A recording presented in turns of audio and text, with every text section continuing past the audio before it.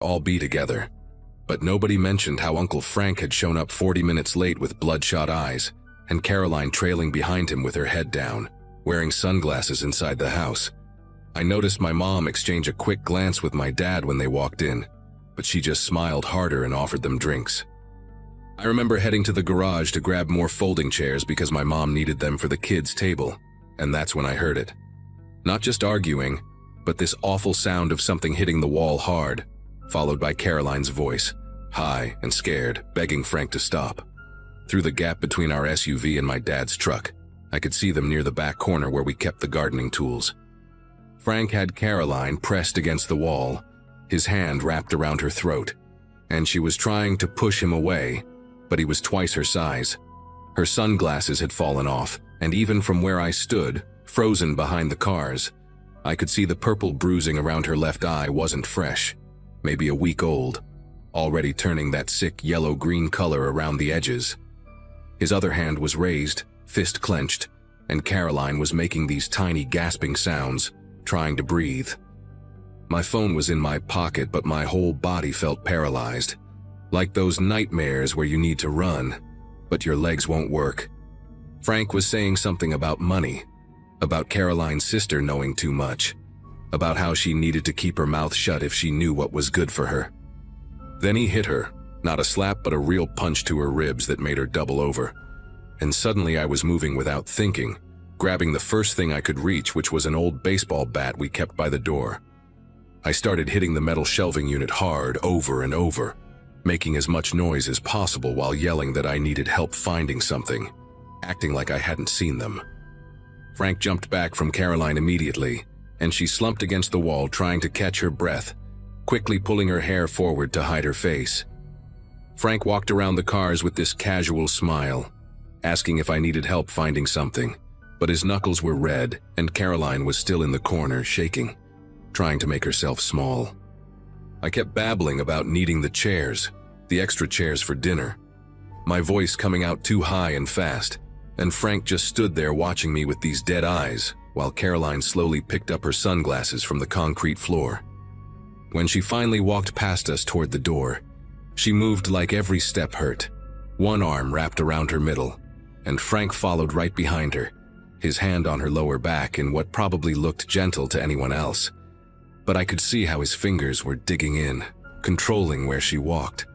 I carried 3 folding chairs inside, my arms shaking so bad I nearly dropped them twice, and found my mom arranging appetizers on the good china. I tried to tell her what I'd seen, but the words got all tangled up, and she just kept adjusting the crackers and cheese, not looking at me, saying we'd talk about it later, that now wasn't the time with everyone here. But I couldn't stop. I kept describing Caroline's face, the bruises, the way Frank had his hand around her throat, and my mom finally grabbed my wrist hard, harder than she'd ever grabbed me before, and said that Frank had problems, that he'd been struggling since he lost his job at the warehouse, that Caroline knew how to handle him. She said it like that made it okay, like losing your job meant you could choke your girlfriend in our garage, and when I tried to argue, she just walked away carrying the appetizer tray, leaving me standing alone in the kitchen. During dinner, I watched everyone pretending everything was normal while Caroline sat there barely eating, flinching every time Frank reached across her for something. My Aunt Gloria kept filling the silence with stories about their vacation to Sedona. My grandpa talked about his garden, and my little cousins argued about video games, but I couldn't stop staring at the way Caroline held her fork with trembling fingers. Halfway through the meal, she excused herself to the bathroom and didn't come back for 15 minutes, and when she did, she'd reapplied makeup, but you could still see the swelling if you knew where to look. Frank made some joke about women and their tiny bladders, and everyone laughed, even my dad. And that's when I realized they all knew, every single adult at that table knew what Frank was doing to Caroline. After dinner, while everyone moved to the living room for coffee and pie, I pulled my cousin Melissa aside near the stairs and told her everything I'd witnessed in the garage. She listened without interrupting, her face getting paler with each detail, and when I finished, she told me this wasn't the first time, that she'd seen bruises on Caroline last Christmas too, fingerprint marks on her upper arms that Caroline had blamed on a gym accident. Melissa said she'd tried talking to Aunt Gloria about it once, but Gloria had shut her down immediately, saying that what happened between Frank and Caroline was their business, that every couple had their problems, and besides, Frank was paying for Caroline's nursing school and her mom's cancer treatments back in Ohio. That's when Melissa told me the real reason everyone stayed quiet. Frank had been lending money to half the family, $10,000 to Uncle Nathan for his restaurant, paying my grandparents' mortgage when Grandpa's pension got cut, even helping my parents with the down payment on our house 5 years ago. I felt sick listening to Melissa explain how deep Frank's financial hooks went into our family, how he'd show up at family gatherings with expensive gifts for the kids, always picking up the check at restaurants, playing the generous, successful cousin while everyone ignored Caroline's sunglasses and long sleeves in summer. Melissa said she'd found pills in Caroline's purse once when she was looking for gum, prescription bottles with 3 different doctors' names, and when she'd looked them up later, they were all heavy painkillers and anxiety medications. Frank controlled everything, Melissa said. Caroline's bank accounts, her car registration, even her phone plan, and he'd convinced her that her family back in Ohio didn't want anything to do with her anymore, though Melissa suspected that was just another lie to keep her isolated. While everyone was distracted with dessert, I slipped outside and called 911 from the front porch, telling them about the assault I'd witnessed, giving them our address, describing Caroline's injuries in detail. The dispatcher kept asking questions, whether Caroline needed immediate medical attention, if Frank had any weapons, and I answered everything as clearly as I could, even though my voice kept breaking. Within 10 minutes, 2 police cars pulled up without sirens but with their lights on, and suddenly the perfect Thanksgiving facade shattered completely. Frank tried to play it cool when the officers came to the door, saying there must be some misunderstanding, but Caroline was still visibly injured, and when the female officer took her aside to talk privately, she finally broke down and told them everything, not just about that day but about months of abuse, showing them older bruises under her clothes, the finger marks around her neck. What happened next was chaos in slow motion.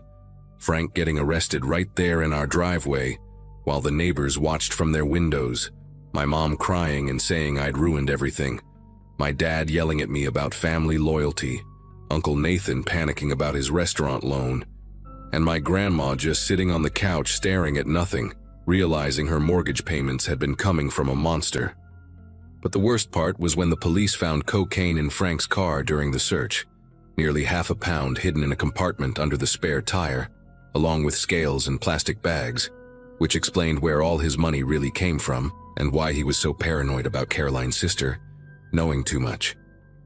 Suddenly his generosity looked different, like he'd been using our family to launder drug money, and everyone who'd taken his cash was potentially implicated in something much bigger than just staying quiet about domestic violence.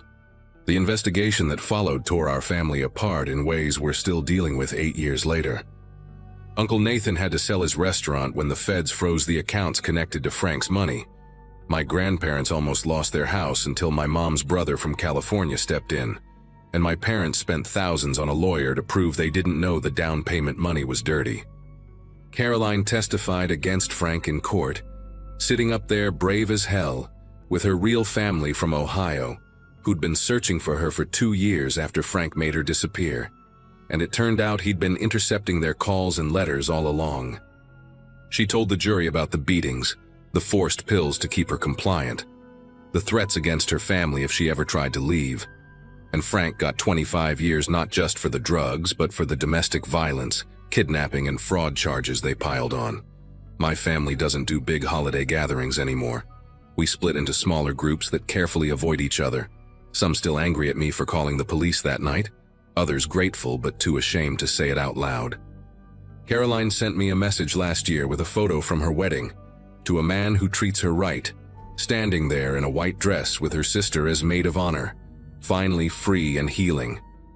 She thanked me for being brave when all the adults were cowards, for doing what nobody else would do, even though it cost me my relationship with half my family. Sometimes I drive past our old house, sold now to help pay the legal bills, and I remember that Thanksgiving when I was 17 and learned that keeping the peace sometimes means enabling monsters. that family loyalty shouldn't come at the price of someone's safety, and that doing the right thing can destroy everything you know, but still be worth it in the end.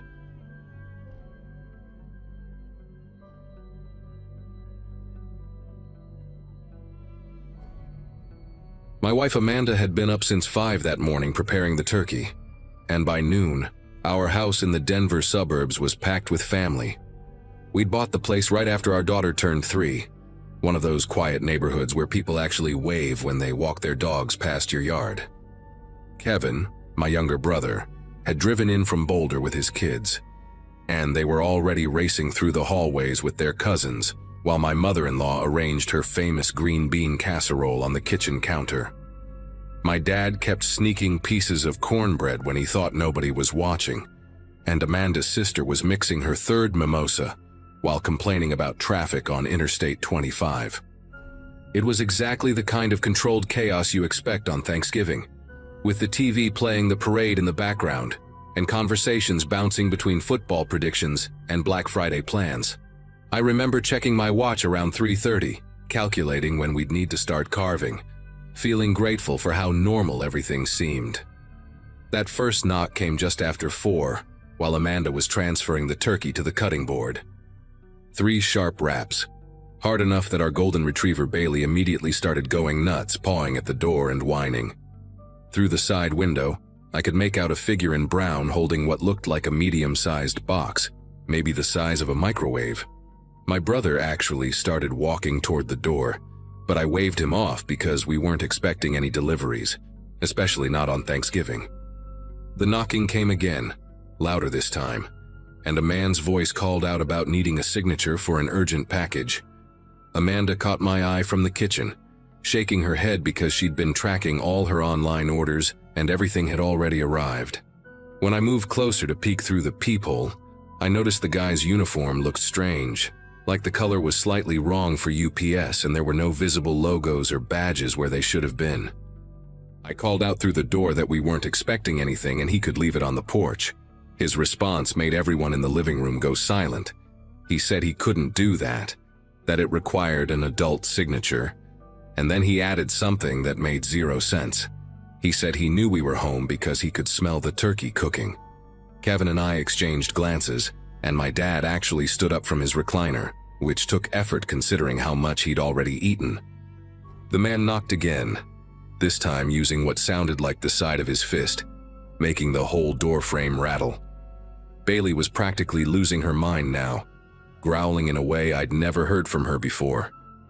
The guy's voice changed too, dropping the fake friendly delivery driver tone and becoming more insistent, almost angry, saying he'd been waiting out here for 20 minutes already and needed to get this done. Amanda grabbed her phone and started recording through the kitchen window that had a view of the front porch. The man must have heard her moving around because he suddenly stepped back from the door and turned toward the window. That's when we got our first real look at his face, and I'll never forget it. He had these pale gray eyes that didn't blink enough, and this scar that ran from his left ear down to his jaw, thick and ropey like it had been sewn up wrong. His hair was cut super short, almost military style, but grown out just enough to look unkempt. He smiled at Amanda through the window, but it was all teeth, no warmth behind it. He held up the package toward her and mouthed something we couldn't make out. My mother-in-law whispered that we should call the police, but my dad, always the tough guy, said we were overreacting about some delivery driver having a bad day. Then the guy did something that changed everything. He set the package down on our porch, pulled out his phone, and started taking pictures of our house. Not just the front door, but walking around getting angles of the windows, the garage, even crouching down to photograph our basement window wells. Kevin immediately dialed 911 while I ran upstairs to check on the kids, telling them to stay in the bedroom and keep playing their games. From the upstairs window, I watched him walk over to our cars in the driveway, taking photos of our license plates. He wasn't even trying to hide what he was doing anymore. The fake delivery uniform made even less sense now. I could see it had no company name anywhere, just a brown shirt and pants that anyone could buy at Walmart.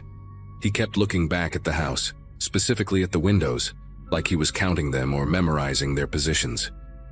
Amanda's sister started crying, saying she wanted to leave. but we couldn't exactly walk out there with him standing between us and our cars. My dad finally admitted this wasn't normal and grabbed a baseball bat from the garage, though I'm not sure what he planned to do with it through a locked door. The 911 operator told Kevin they'd send someone, but warned it might be 30 minutes because of holiday staffing. 30 minutes felt like a lifetime. The man had moved to our backyard now, actually opening our side gate like he owned the place. I could hear him testing the sliding glass door that led to our deck, the handle jiggling as Bailey barked herself hoarse on the other side of the glass. My mother-in-law herded all the kids into the main bedroom upstairs, turning on a movie loud enough to drown out what was happening. I grabbed a kitchen knife. Kevin found a crowbar in the basement, and we positioned ourselves by the back door, watching this stranger try every possible entrance to our home. He started talking to himself, or maybe to us, loud enough that we could hear him through the glass. He was saying things like he just needed 5 minutes inside, that he'd left something important here last time, which made no sense because there was no last time. Amanda was still recording everything on her phone when he picked up one of our deck chairs and held it over his head like he was about to throw it through the sliding door. That's when my dad completely lost it and started yelling through the glass that he had a gun, which he didn't, but the bluff worked for about 10 seconds before the guy started laughing. Not a normal laugh either, but this hollow sound that went on way too long. He set the chair down slowly, deliberately, then pressed his face right up against the glass door, cupping his hands around his eyes to see inside better. Bailey went absolutely ballistic, throwing herself at the door, and for a moment I thought she might actually break through the glass herself. The man suddenly pulled back and reached into his pocket, and I swear we all thought he was going for a weapon. Instead, he pulled out a folded piece of paper and pressed it against the glass. From where I stood, I could see it was a printed map of our neighborhood with several houses circled in red marker, ours included. He tapped on our house on the map, then pointed at us through the glass, then drew his finger across his throat in that universal threatening gesture. Kevin was on the phone with 911 again, practically screaming at them to hurry up, giving them play-by-play of what was happening. The guy must have heard sirens in the distance because he suddenly backed away from the door, that creepy smile still plastered on his face. He gave us this mocking little salute, then calmly walked to the side gate like he had all the time in the world. We heard him go through to the front yard, and Amanda ran to the window to watch him actually skip down our driveway, still in that ridiculous fake uniform, carrying the package he'd brought with him. The police showed up maybe 3 minutes after he left, 2 patrol cars with lights flashing but no sirens. We practically dragged the officers inside, everyone talking at once, trying to explain what had just happened. Amanda showed them the video she'd recorded, and I watched one officer's face go from skeptical to concerned as he watched the man press his face against our back door. They took statements from all of us adults while the kids stayed upstairs, still watching their movie, thankfully oblivious to how close things had gotten to going really bad. One of the officers, a younger guy who looked like he'd just graduated from the academy, kept asking about the map the man had shown us, wanting to know exactly which houses were marked. His partner, an older woman with sergeant stripes, made a call on her radio using codes I didn't understand, but her tone made it clear this was serious. They searched our entire property with flashlights even though it wasn't fully dark yet, checking behind bushes in our shed, even up in the big oak tree in our backyard. The sergeant found something by our basement window that made her call for additional units. It was a small pile of cigarette butts, at least a dozen of them, all the same brand, like someone had been standing there for hours watching our house. She bagged them as evidence and asked if any of us smoked, which none of us did. That's when she told us something that made everyone go quiet. There had been 3 home invasions in Denver in the past month, all using the same method. A man in a delivery uniform showing up at family gatherings, holidays, or birthday parties when houses were full of people and potentially chaotic. The suspect had been released on parole just 6 weeks ago, after serving 5 years for aggravated assault and attempted kidnapping. The sergeant showed us a photo on her phone, asking if this was the man who'd been at our house. It was him, no question about it. Same scar, same dead eyes, same unsettling smile even in his mugshot. His name was Douglas Brennan, and he'd been staying at a halfway house about 10 miles from our neighborhood. She explained that he'd cut off his ankle monitor 2 days before Thanksgiving and disappeared. What really got me was when she mentioned that, in his previous crimes, he'd always studied his targets for days, sometimes weeks, learning their routines, figuring out when they'd be most vulnerable. Those cigarette butts by our basement window meant he'd probably been watching us long before Thanksgiving, maybe saw us bringing in groceries for the big meal, counting how many people would be there. The other marked houses on his map were all families in our area who'd posted about holiday plans on social media or had mentioned gatherings to neighbors who might have talked too freely. They caught Douglas Brennan 3 days later trying the same fake delivery routine at a house in Littleton, where a family was hosting a birthday party for their 10-year-old. This time someone had seen the police alerts and recognized him immediately, calling 911 before even answering the door. He tried to run but didn't make it 2 blocks before they got him. Amanda and I had to testify at his trial 6 months later, playing her video for the jury, describing every detail of that Thanksgiving afternoon. He got 25 years this time, no possibility of parole for at least 15. We ended up moving the following summer, not because we were scared exactly, but because none of us could look at that sliding glass door without remembering his face pressed against it. Our new house has a security system, cameras, and a German shepherd named Duke, who makes Bailey look friendly by comparison. We still host Thanksgiving, but now we have a simple rule. If we're not expecting someone, we don't open the door, period.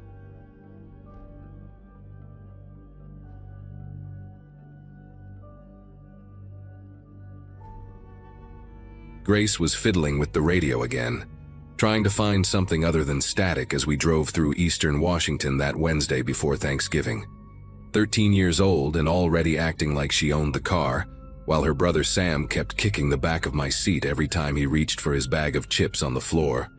Laura sat next to me, scrolling through her phone for any rest stops ahead, occasionally reaching back to separate the kids when their bickering got too loud.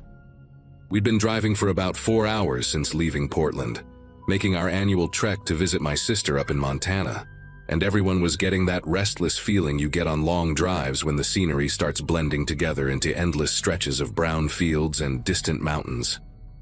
After graduating college in 2010, I'd made this same drive dozens of times, first alone, then with Laura after we got married, and now with 2 kids who treated the 8-hour journey like some kind of endurance test designed specifically to torture them.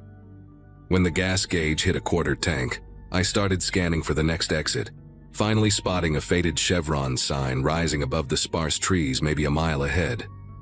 It was one of those isolated stations that seemed to exist solely for travelers, sitting at the edge of a town so small it probably didn't even have its own post office, just a cluster of weathered buildings and a single main road that the interstate had long since bypassed. Laura unbuckled as we pulled up to the pump, saying she'd take the kids inside for a bathroom break and to stock up on drinks, and I watched them pile out of the car, Sam racing ahead, while Grace walked with that exaggerated slowness teenagers perfect when they want everyone to know they're above such childish enthusiasm. Through the grimy glass doors, I could see them dispersing through the narrow aisles, Laura heading straight for the restrooms in back, while the kids gravitated toward the candy and chips. And that's when this man in a dark green jacket caught my attention. Not because he was doing anything particularly strange, just standing there by the energy drinks, but something about how he shifted his position when my family walked past made me keep watching. He was maybe 40-something, with one of those scraggly beards that looked more like neglect than style, wearing work boots that had seen better days and jeans with actual dirt on them, not the fashionable kind. What bothered me wasn't his appearance, though. It was how he kept pretending to read the labels on energy drink cans, while clearly tracking my family's movement through the store. Every time Sam moved to a different shelf, the guy would grab another can, angling his body to keep them in view.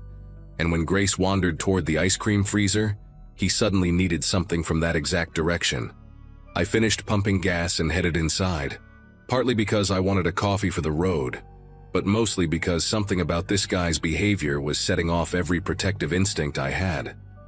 The little bell above the door chimed as I walked in, and he immediately turned his back to me, suddenly very interested in a rack of beef jerky near the register.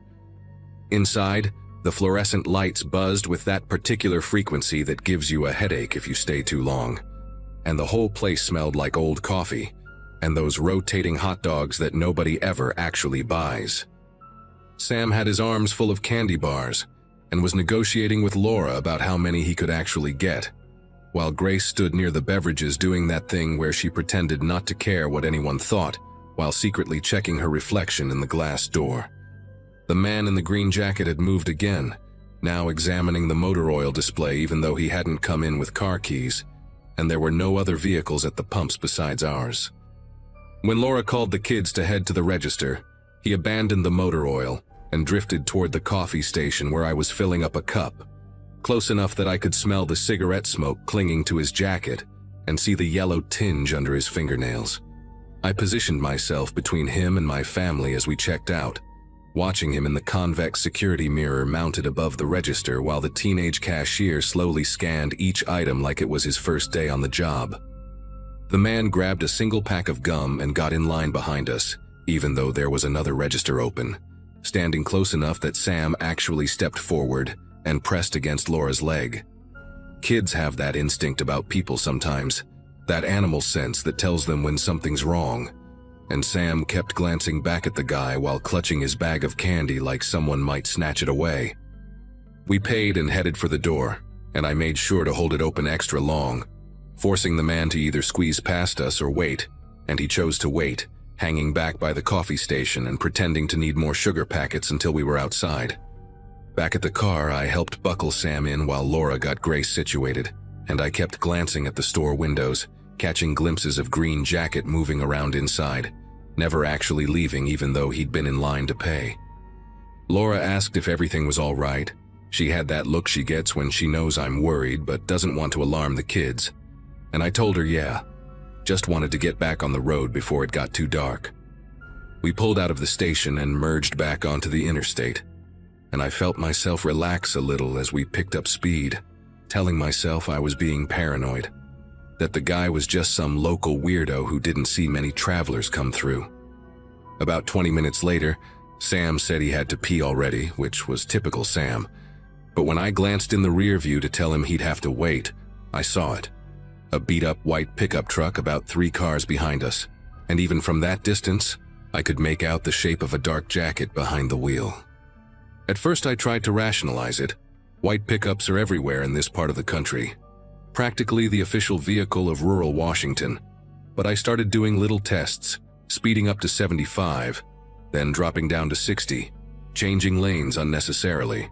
The truck stayed with us, always maintaining that same 3-car buffer like whoever was driving had done this before, knew exactly how to tail someone without being too obvious about it. Laura noticed me checking the mirrors more than usual, and asked what was wrong, her voice low enough that the kids wouldn't hear over Grace's music, and I told her about the guy from the gas station, watched her face go from confused to concerned as she turned around to look.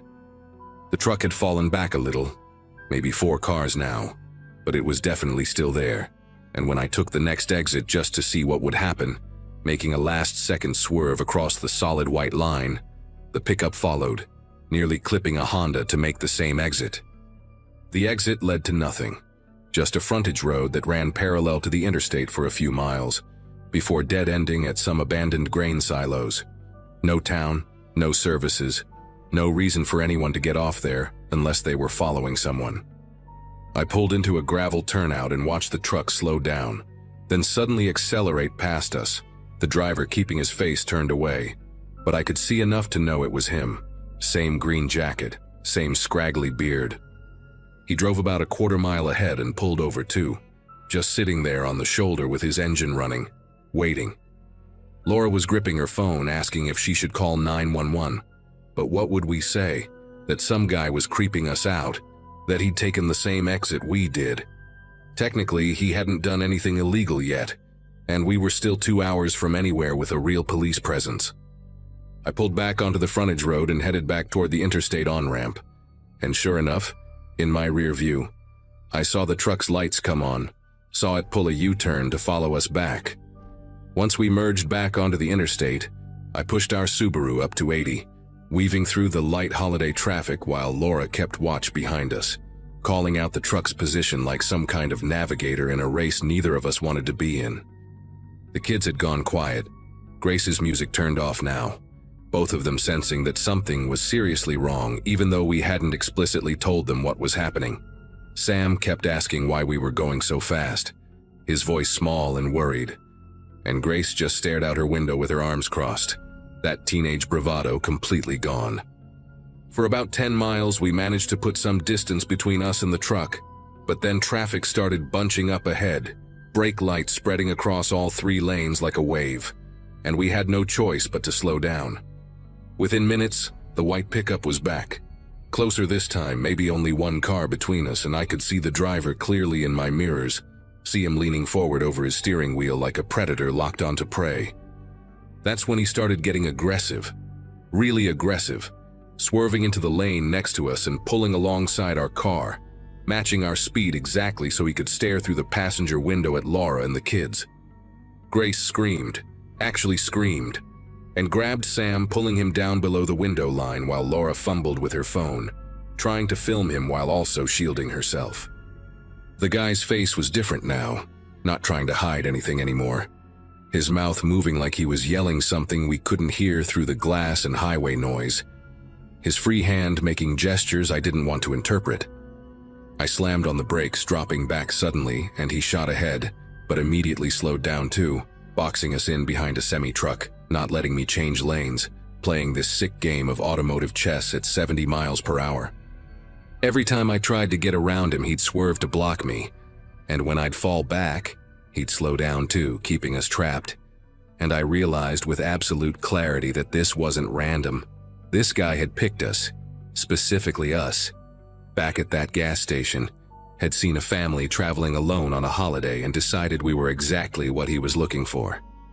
Laura was on the phone with 911 now, her voice shaking as she tried to explain our situation, reading off mile markers as we passed them, but the dispatcher kept asking for a license plate number, and Laura couldn't see it clearly from her angle, the truck positioned just right to hide it. I managed to break free for a second, gunning it around a minivan in the right lane, but the pickup immediately accelerated too, cutting off the minivan so aggressively that it swerved onto the shoulder, horn blaring. That's when I saw the sign for a rest area coming up in 2 miles. One of those big ones with multiple buildings and usually a state patrol presence, and I knew that was our only chance. I told Laura to tell the dispatcher we'd be at the Sprague Lake rest area in 2 minutes, to please have someone meet us there, and she repeated it twice, 3 times, making sure they understood.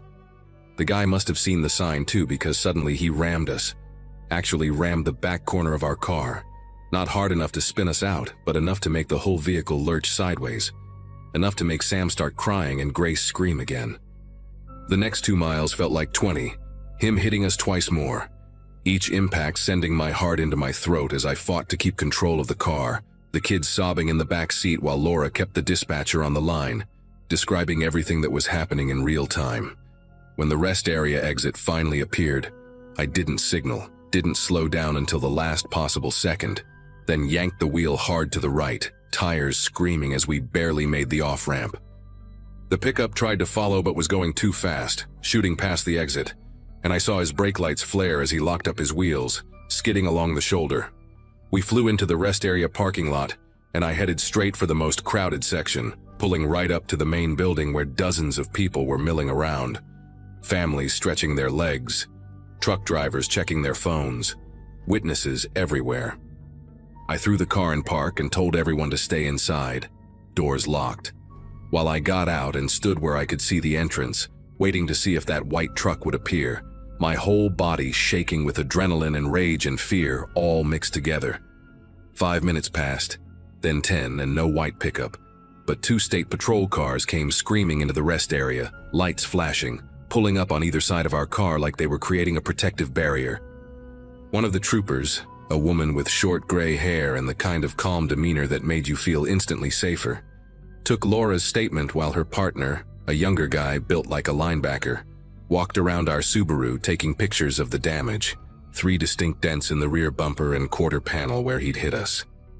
They told us they'd already put out a bolo for the white pickup, had units watching the interstate in both directions, and about 20 minutes later the female trooper got a call on her radio, listened for a moment, then told us they'd got him. Pulled him over about 15 miles up the road, found meth in his truck along with zip ties, a knife and a notebook with license plates and descriptions of different vehicles, all family cars, all with out-of-state plates, pages and pages of them dating back months. The trooper said we'd need to file a full report, maybe testify if it went to trial, but that we were safe now, that this guy wouldn't be following anyone else for a very long time. Turns out he'd been involved in 3 attempted carjackings just that week, all targeting families traveling for the holiday, using the same pattern: follow them from gas stations, intimidate them on the highway, try to force them off the road in isolated spots.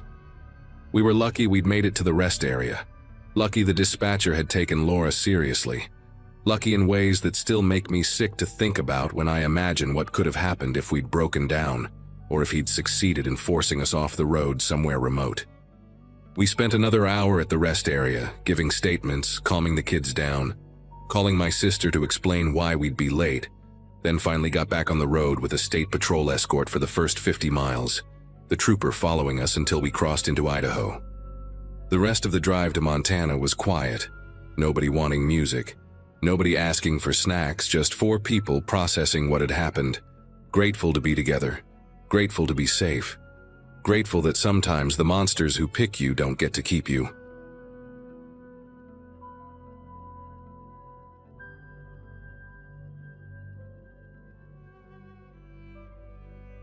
November has always been my favorite month, especially since Mom started hosting Thanksgiving at her place in Springfield after Dad passed.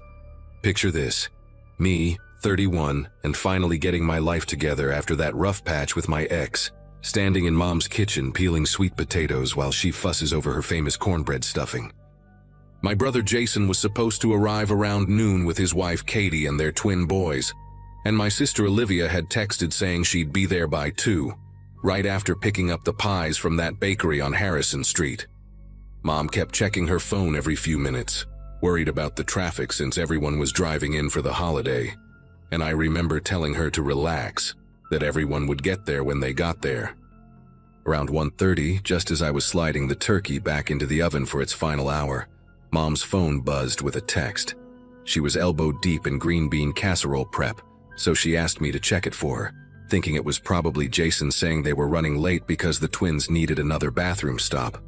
But when I picked up her phone and read the message, everything in that warm, cinnamon-scented kitchen suddenly felt wrong. The text was from a number none of us recognized, and it said, "We have your daughter. She screamed so pretty when we grabbed her. If you want to see her again, get $50,000 ready. Don't call cops or she dies. Wait for instructions." My first thought was that this had to be some sick joke. Maybe one of Olivia's weird theater friends pulling a prank. But the way it was written, the specific details, made my chest tighten in a way I couldn't ignore. Mom must have seen something change in my face because she immediately dropped the spoon she was holding, green beans scattering across the counter. I showed her the phone, watched her face go from confused to terrified in about 3 seconds flat. She grabbed the phone from me and immediately tried calling Olivia, but it went straight to voicemail. Then she tried again and again, each time getting more frantic. I pulled out my own phone and started texting Olivia while Mom left increasingly desperate voicemails. "Baby, please call me back right now. Please, this is an emergency." Jason and Katie walked in right then with the twins, all loud and cheerful, carrying grocery bags full of wine and that special cranberry sauce Katie always brings, and they stopped dead when they saw us. I explained the situation while Mom kept trying Olivia's phone, and Jason's first reaction was to Google the number that sent the text. Turns out, there had been a bunch of these scams going around that month, especially targeting older people around the holidays. Scammers would text claiming they had kidnapped someone, banking on the panic to make people wire money before they could think straight or verify anything. Jason showed us article after article about it, cases from all over the state, and for a minute we all breathed a little easier. Katie even laughed nervously and said her mom had gotten a similar text the week before about her brother, who was sitting right next to her when it came through. But then Mom pointed out something that made us all go quiet. Olivia really wasn't answering her phone, and she was supposed to have been here 30 minutes ago. Jason tried to stay logical about it, said maybe her phone died, maybe she got stuck in traffic, maybe she forgot to charge it like she always does. But I could see him checking his own phone every few seconds, refreshing her social media to see if she'd posted anything. The bakery was only 20 minutes away, and even with holiday traffic, she should have been here by now. Mom wanted to call the police right then, but Jason kept saying we should wait, that if it really was just a scam and Olivia walked through the door any minute, we'd feel stupid for panicking. Katie took the twins to the living room to watch cartoons, trying to keep them away from whatever was happening in the kitchen. I remember the turkey timer going off right then, this cheerful little ding that seemed completely wrong for the moment, and none of us moved to check it. That's when Mom's phone buzzed again, same unknown number. This time it was a photo, and when Mom opened it, she actually gasped and dropped the phone on the floor. Jason snatched it up before I could see, but his face went completely white. He turned the screen toward me, and there was Olivia's car, that distinctive rust-colored sedan with the dent in the passenger door from when she backed into a mailbox last year. The photo was taken from inside another vehicle, through a window speckled with rain, and you could see Olivia's car pulled over on what looked like a service road, driver's door hanging open. No sign of Olivia herself, just that open door like a mouth screaming. The text under the photo said, "TikTok $50,000 1 hour, next photo won't be of her car." Mom started crying then, these horrible choking sobs, and I felt like the floor was tilting under my feet. Jason called 911 while I held Mom, trying to keep her from completely falling apart. The dispatcher was surprisingly calm, said they'd been getting calls like this all week, that it was definitely a scam ring operating out of state. She told us officers would come to take a report, but she also said we should try to reach Olivia through other means, check with her friends, her work, anywhere she might have stopped. I started making calls while Jason talked to the police, my fingers fumbling with the phone, calling her roommate Bethany, her boyfriend Connor, even her manager at the restaurant where she worked weekends. Nobody had heard from her since that morning when she left to pick up the pies. Connor said she'd seemed totally normal, excited about the dinner, had even shown him a picture of the chocolate cream pie she'd ordered specially for me because she knew it was my favorite. The police showed up faster than I expected, 2 officers who looked like they'd rather be anywhere else on Thanksgiving. The older one, Officer Ramirez, took one look at the texts and the photo, and immediately said it matched the pattern they'd been seeing. He explained that the scammers usually grabbed photos from social media, or even took random photos of similar cars to make their threats seem real. He asked if Olivia had posted anything about her car recently, maybe on Instagram or Facebook, and sure enough, when we checked, she'd posted a photo of it just 2 days ago, complaining about needing new tires. The younger officer was already on his radio, asking dispatch to ping Olivia's phone location, which apparently they could do even if the phone was off. Mom kept insisting this was different, that the timing was too perfect, that whoever sent the photo knew exactly what Olivia's car looked like, knew she'd be driving today. Then the younger cop's radio crackled to life, and what we heard made everyone in that kitchen go still. They'd found a ping from Olivia's phone. Last active location was near the intersection of Route 44 and Millbrook Road, which was exactly on her route from the bakery. But here's what made my knees go weak. The phone had been stationary there for the past 45 minutes. Officer Ramirez tried to play it cool, said maybe she'd stopped for gas or had car trouble, but I could see him exchange a look with his partner. He asked Jason to drive out there with him while the younger officer stayed with us. Jason grabbed his keys so fast he knocked over Katie's purse, and I watched them leave, the turkey still in the oven, now definitely overcooked, the smell of burning starting to fill the kitchen. 20 minutes passed like hours. Mom sat at the kitchen table, gripping her phone, staring at it like she could will it to ring with Olivia's name on the screen. Katie had given up pretending everything was fine, and brought the twins into the kitchen, where they sat quietly, somehow sensing this wasn't the time for their usual chaos. The younger officer, barely older than Olivia herself, kept trying to reassure us, sharing statistics about how these scams worked, how the scammers were probably in another country, how they'd picked Olivia's information randomly. But then Mom's phone lit up with another text, and this time it was different. It was a voice message, and when Mom played it on speaker, we heard Olivia's voice, but strange, slurred like she was drugged or had been crying. "Mom, please, just give them what they want. They know about the bakery. They were waiting. They know our whole schedule. Please, I'm so scared." The message cut off with what sounded like a car door slamming. The young officer immediately got on his radio, his casual demeanor completely gone now, calling for backup at the Route 44 location.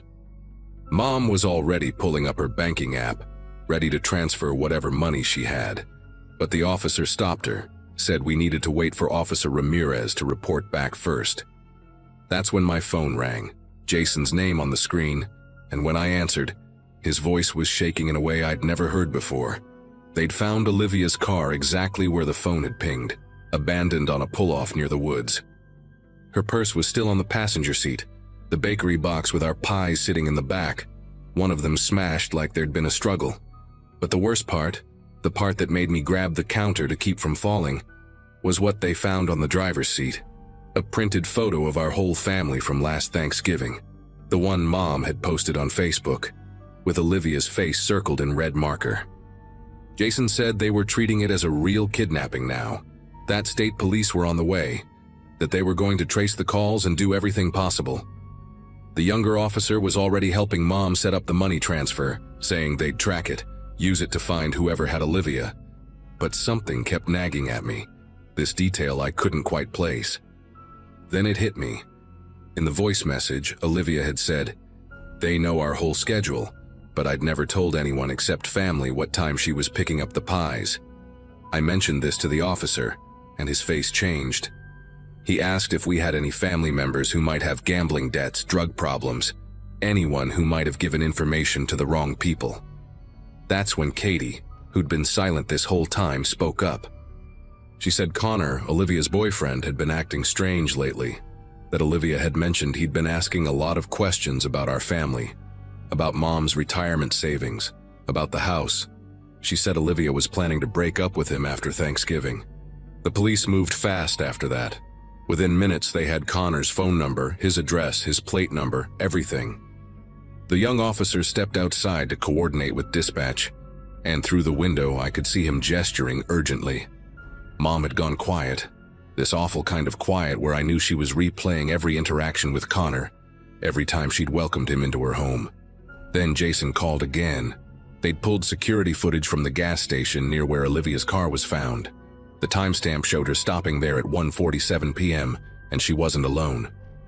There was someone in a baseball cap in the passenger seat, but here's what made everyone's blood run cold. Olivia had gone inside the store alone, bought water and aspirin, and the security footage showed her mouthing "help me" to the camera. The clerk hadn't noticed, too busy with the holiday rush. By the time she got back to her car, whoever was with her had moved to the driver's seat. Everything happened fast after that. The state police tracked Connor's phone to a motel off Route 91, about 40 miles north. They found him there with two other men, brothers with records for extortion and kidnapping. The whole thing had been planned for weeks, Connor feeding them information, telling them when Olivia would be alone, what route she'd take, how much money our family had. They'd grabbed her right outside the bakery parking lot, forced her into her own car, drove her to that pull-off to switch vehicles. The police found Olivia in one of the motel rooms, drugged but alive, tied up in the bathroom. Connor had been recording her voice for more messages, planning to drag it out, milk our family for everything they could get. When they brought Olivia to the hospital and she finally could talk, she told us Connor had seemed so normal that morning, had even kissed her goodbye, told her to have fun at dinner. She said the moment she saw him in her car outside the bakery, passenger door open, asking for a quick ride. She knew something was wrong, but by then one of the brothers was already behind her, pushing her into the vehicle. We spent Thanksgiving night in the hospital waiting room instead of around our dinner table. The turkey I'd forgotten in the oven was completely ruined. The house still smelled like smoke when we finally went back days later to clean up. Olivia had bruises on her wrists from the zip ties, and for months afterward she'd panic if anyone walked too close behind her in a parking lot. Connor got 8 years. The brothers got 12 each. During the trial, we learned Connor had been planning this since September, when he'd overheard Mom talking about her retirement account at a family barbecue. He'd met the brothers through his cousin who owed them money, and they'd convinced him this was his way to start fresh, that Olivia's family had plenty to spare. What still haunts me is how he sat through dinners with us, laughed at Mom's jokes, helped Dad fix the garage door that time, all while planning to terrorize our family for money. The real kicker came out during the investigation. We weren't the first family they'd done this to. They'd run the same play 3 times before in different states, always around holidays when families were gathering, when people were distracted and vulnerable. They'd refined their technique, learned exactly how to create maximum panic, how to make the scam calls they'd studied seem real by adding personal touches.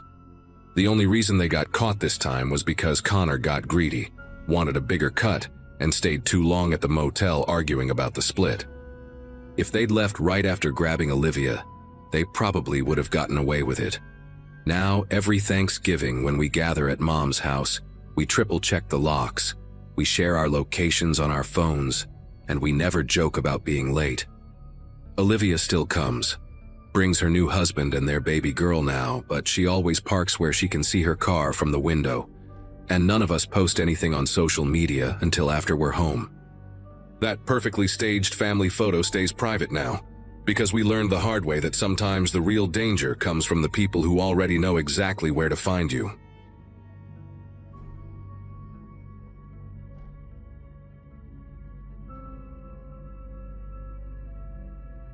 Hosting Thanksgiving dinner wasn't something I ever planned on doing. My sister usually handled the whole family gathering thing at her place in Connecticut, but she just had her second kid in September and basically begged me to take over this year. So there I was, 26, and suddenly responsible for feeding 14 people in a house I'd only been renting for 8 months. The place was perfect for it, though. This old 2-story colonial in Burlington, Vermont, with a massive dining room and a kitchen that actually had counter space.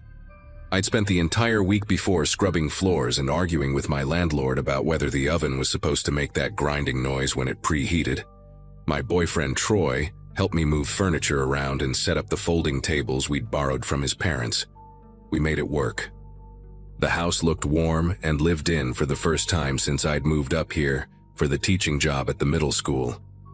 Wednesday night before Thanksgiving, I was in the backyard trying to figure out if I had enough propane in the tank for the portable heater we wanted to use on the back porch.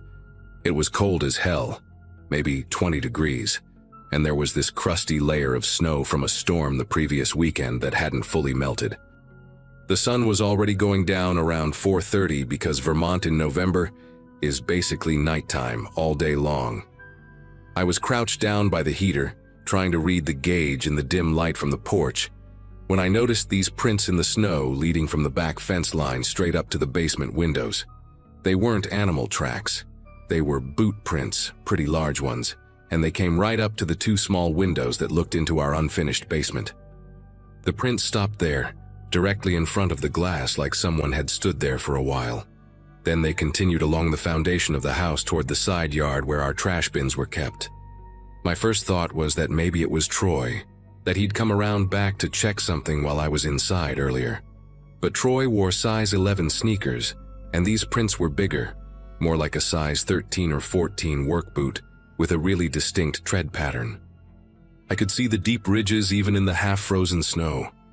I stood there staring at them, my breath making clouds in the cold air, and tried to think of a rational explanation. Maybe the landlord had sent someone to check the furnace exhaust vent or the gas meter. Maybe it was the neighbor's teenage son cutting through our yard, except the furnace vent was on the other side of the house, the gas meter was out front, and the prints came from the back fence, not from either neighboring property. They came from the wooded area behind our house where there was nothing except bare trees and the old railroad bed that hadn't been used in decades.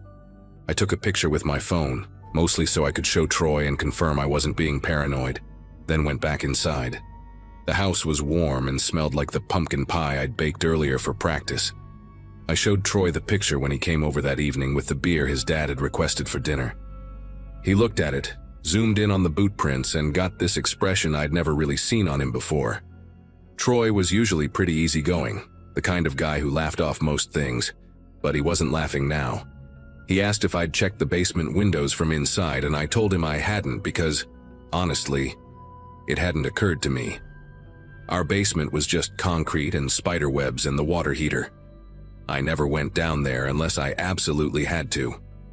We went down together, Troy first, flipping on the light at the top of the wooden stairs. The basement was freezing, way colder than it should have been. The two windows that faced the backyard were small, maybe 2 feet by 3 feet each, set high up near the ceiling. They had those old metal frames that didn't lock properly, just a little latch that you could probably force open with a screwdriver. Troy walked over to them, and that's when we both saw it. One of the windows was open, just a crack, maybe 2 inches. The latch was bent at an odd angle. Troy closed it immediately and forced the latch back into place as much as he could, but the metal was warped and it wouldn't hold right. He asked if I had anything we could use to secure it, and I ran upstairs to grab the toolbox from the hall closet. We ended up jamming a wooden dowel rod into the window frame to keep it from opening, which felt incredibly flimsy, but was better than nothing. The whole time we were doing this, I kept thinking about the fact that someone had been standing outside my house, looking into my basement, trying to get inside. Troy said we should call the police and file a report, but it was almost 8 at night on the day before Thanksgiving, and I just wanted to believe it was some random thing. Maybe kids messing around or someone who got confused about which house was theirs. That sounds stupid now, but in the moment I was more focused on the fact that my entire family was showing up in less than 24 hours, and I hadn't even started brining the turkey yet. Troy made me promise to at least mention it to the landlord, which I agreed to, and then we went back upstairs and tried to pretend everything was normal. Thanksgiving Day was chaos from the moment I woke up. My parents arrived first around 10 in the morning with my grandmother, who immediately criticized the way I'd arranged the dining room chairs. Then my sister showed up with her husband and their 2 kids, the baby screaming the second they walked through the door. Troy's parents came around noon with enough side dishes to feed 20 people, and my aunt and uncle rolled in an hour later with my 3 cousins, who were all under 12 and immediately started tearing through the house like wild animals. By 2 in the afternoon, the kitchen was a disaster of mixing bowls and turkey drippings, and someone had already spilled red wine on the hallway rug. I barely had time to think about the basement window. The house was loud and bright and full of people, exactly what Thanksgiving is supposed to be. We ate around 4, and it actually turned out pretty well despite my anxiety about the whole thing. The turkey wasn't dry, the mashed potatoes were creamy, and even my grandmother said the stuffing was decent, which from her was basically a standing ovation. Around 6:30, right when we were clearing plates and my sister was cutting into the pies, every light in the house went out. Just dropped us straight into darkness. The kids started screaming immediately, and my grandmother made this startled noise that would have been funny under different circumstances. My dad said it was probably a breaker and headed toward the basement with his phone flashlight, but I stopped him. I told him I'd go check it because I knew where the panel was, which was technically true, but really I just didn't want him going down there after what Troy and I had found. Troy came with me and we took the stairs slowly, our phone lights bouncing off the concrete walls. The breaker panel was on the far wall, and when we got to it, every single switch was still in the on position. Nothing had tripped. Troy flipped the main breaker off and then back on anyway, just to see, but nothing happened. The house stayed dark. That's when I noticed the smell. It wasn't the usual basement mustiness. It was cold air, fresh and sharp, like when you open a door in winter. We both turned at the same time toward those basement windows. The dowel rod we jammed into the frame was on the floor, just lying there on the concrete. The window was wide open, pushed up as far as it would go, and freezing air was pouring in. Troy grabbed my arm hard enough that it hurt and pulled me back toward the stairs. He didn't say anything, didn't need to. We went up fast and I shut the basement door behind us, which had one of those old keyed locks that I'd never used before. My hands were shaking so bad I could barely get the key in, but I managed it and locked the door. Everyone was still in the dining room, my dad trying to use his phone to figure out if it was a neighborhood-wide outage, my mom lighting candles she'd found in the kitchen drawer. I pulled Troy into the hallway and whispered that we needed to call the police right now. He was already dialing. The police took about 15 minutes to arrive, which felt like hours. In that time, I had to explain to my confused family why we'd locked the basement door, and why I looked like I was about to pass out. My dad wanted to go down there himself with a flashlight and investigate, very typical dad behavior. But Troy physically stood in front of the door and told him that wasn't happening until the cops got there. My sister was trying to keep the kids calm and away from the windows, and my mom kept asking if someone was in the house, if we were safe, should we all leave right now. I didn't have good answers. All I knew was that window had been closed and secured when we went upstairs, and now it was wide open. 2 officers showed up, a man and a woman, both holding those heavy-duty flashlights that lit up the whole front yard when they walked up to the porch. I explained everything quickly while my entire family crowded into the hallway listening. The male officer, his name tag said Officer Huang, asked if anyone had gone outside since the power went out, and I said no. Everyone had stayed inside. They went down to the basement first with their flashlights and weapons drawn, which made the whole thing feel suddenly very real and very dangerous in a way it hadn't before. We all waited at the top of the stairs, nobody talking, just the sound of the officers moving around down there and their radio crackling with static. They were down there for maybe 5 minutes before they came back up. Officer Huang said the basement was clear, nobody was inside, but the window had definitely been tampered with. The frame had fresh scratches on it, and there were muddy prints on the concrete floor right under the window, like someone had hoisted themselves up to look inside, or had started to climb through. The female officer, Officer Brennan, wait, no, that name is on my banned list, Officer Vincent, asked if we'd seen anyone suspicious in the neighborhood recently or if we'd had any problems before. I told her about the footprints I'd found Wednesday night and showed her the picture on my phone. She and Officer Huang exchanged a look that made my stomach turn. Officer Vincent asked if we could step outside to talk, away from the kids, so Troy and I followed them onto the front porch while my parents stayed inside with everyone else. She told us there had been 4 other attempted break-ins reported in Burlington that evening, all within a 3-mile radius of my house, all during the dinner hours between 5 and 7. The pattern was specific and deliberate. Someone, possibly more than one person, had been targeting houses that appeared empty or quiet from the outside during Thanksgiving dinner. Most families were gathered at one house, which meant a lot of homes in the area were actually vacant, and even the ones that were occupied, like mine, had all their family packed into the dining room at the back of the house. From the street or the backyard, you couldn't tell if anyone was home. The cars were all parked in driveways, but that was normal for the holiday. Officer Huang said they'd caught the guy about 40 minutes ago, actually caught him, climbing through a window 2 streets over on Willow Ridge Drive. The homeowners had been at their daughter's house for dinner and came back early because their grandson got sick. They pulled into their driveway and saw someone halfway through their kitchen window. The power outage, Officer Vincent explained, hadn't been an accident or a tripped breaker. Someone had cut the external power line to my house from the pole in the alley behind my property. They found the cut line while they were checking the perimeter. It was a clean cut done with bolt cutters or something similar, and it had been done recently, probably right around the time my family was sitting down to eat. The person they'd arrested wasn't talking much yet, but he had tools on him. Bolt cutters, a pry bar, gloves, and a backpack full of garbage bags. Officer Huang said the working theory was that he'd been casing houses for days, maybe even a week or more, figuring out which ones would be empty or distracted during the holiday.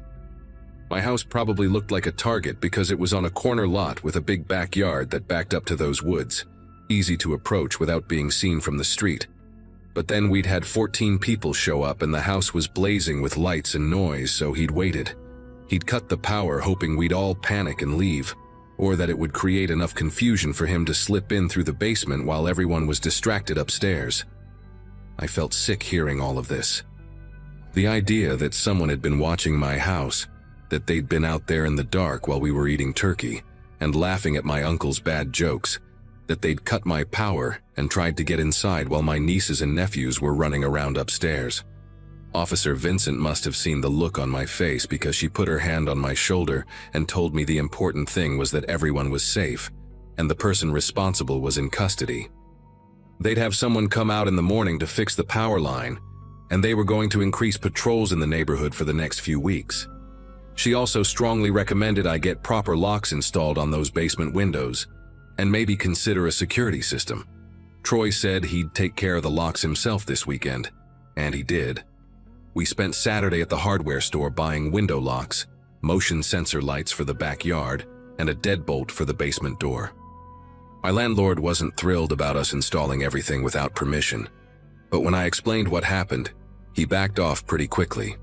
The power company came Friday morning and had us up and running by noon. My family ended up staying an extra day because nobody wanted to leave me alone in the house, which was annoying, but also kind of touching.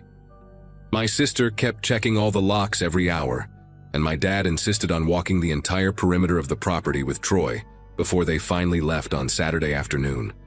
The whole thing changed how I felt about the house, honestly. I'd loved how quiet and private it was when I first moved in, how it was tucked away on that corner lot with the woods behind it. Now those same things made me anxious. I started keeping lights on at night, even in rooms I wasn't using, and I never opened the curtains anymore on the first floor. Troy ended up staying over most nights for the next month until his lease was up, and he just officially moved in with me in January. We got a dog too, a German Shepherd mix from the shelter named Rusty, who barks at absolutely everything, which used to annoy me, but now I find it reassuring. The guy they arrested, I found out later through a local news article, had a history of burglaries going back years in 3 different states. He'd always targeted holidays, times when he knew people would be distracted or away from home. He pleaded guilty eventually and got sentenced to 8 years. I never saw his face except in the mugshot that ran in the paper, and I'm glad for that. I don't want to be able to recognize him if I ever pass him on the street. What sticks with me most isn't even the scary part, the open window or the cut power line. It's how normal everything felt right up until it wasn't. How I was worried about whether the turkey would be dry, and whether my grandmother would criticize my decorating, and the whole time someone was outside in the dark, watching and waiting. That's the part that still gets to me.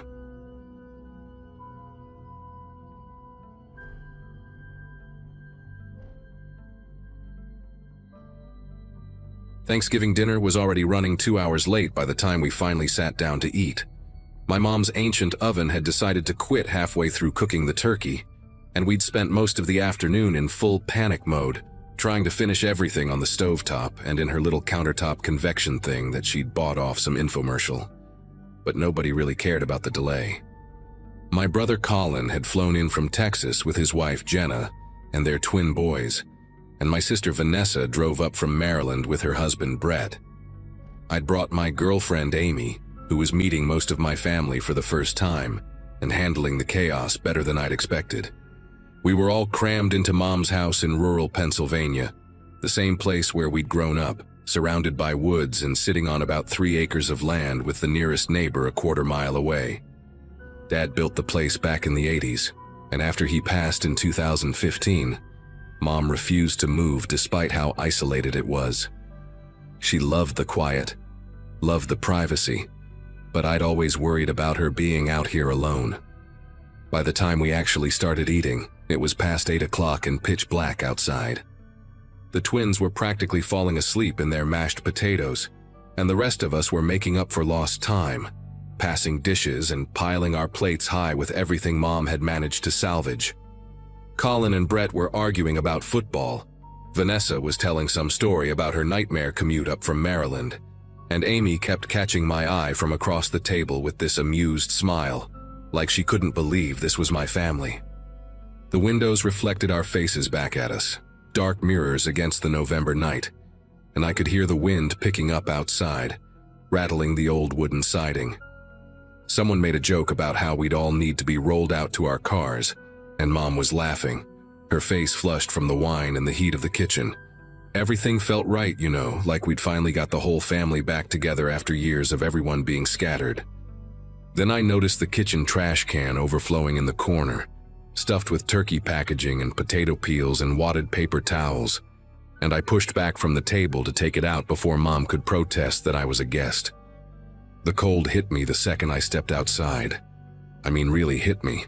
That kind of November cold in Pennsylvania that goes straight through your shirt and makes you regret not grabbing a jacket.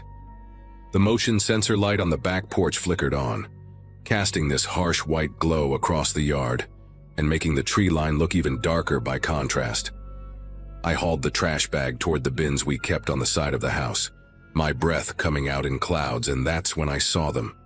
Footprints in the thin layer of snow that had fallen that afternoon. The kind of dusting that barely covers the grass but shows every mark.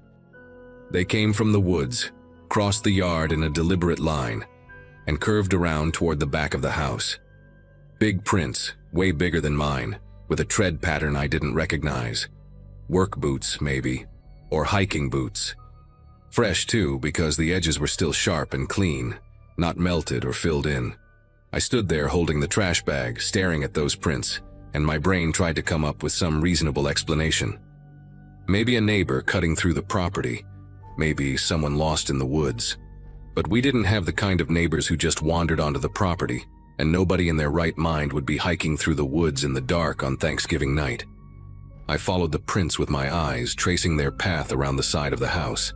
They went right past the dining room windows where we'd all been sitting, close enough that whoever made them could have looked inside and seen everything. Seen all of us. Counted how many people were there. I dropped the trash bag next to the bins and walked along the house, following the tracks. My heart was starting to pound now, that sick feeling creeping into my chest, because the prints didn't stop at the side of the house. They kept going all the way to the back door. The door we used to go in and out of the kitchen, the one Mom had mentioned forgetting to lock lately. I reached the back steps and saw where the prints stopped, right at the bottom step, like someone had stood there. Just stood there and looked at the door. Or maybe tried the handle. I turned and looked back at the tracks leading away, and that's when I realized they only went one direction. Into the yard, around the house, up to the back door. But there were no prints leading away. None. Whoever made those tracks was still here. I practically ran back inside, letting the door slam behind me harder than I meant to. Everyone looked up from their plates, and I must have had some expression on my face because Amy immediately asked if I was okay. I tried to keep my voice steady, tried not to sound like I was losing it, but I told them about the footprints, about how they came from the woods, circled the house, stopped at the back door, and didn't leave. Colin put his fork down and got up without saying anything, heading for the back door with Brett right behind him. Jenna pulled the twins closer to her, and I saw Mom's face go pale. Vanessa asked if I was sure, if maybe the wind had covered up the return tracks, and I wanted to believe that, except I knew what I'd seen. Those prints were fresh, the edges crisp, and there was nowhere for return tracks to hide.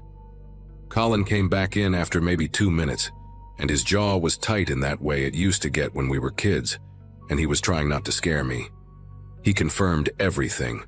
Prints all around the house, stopping at the back door, nothing leading away.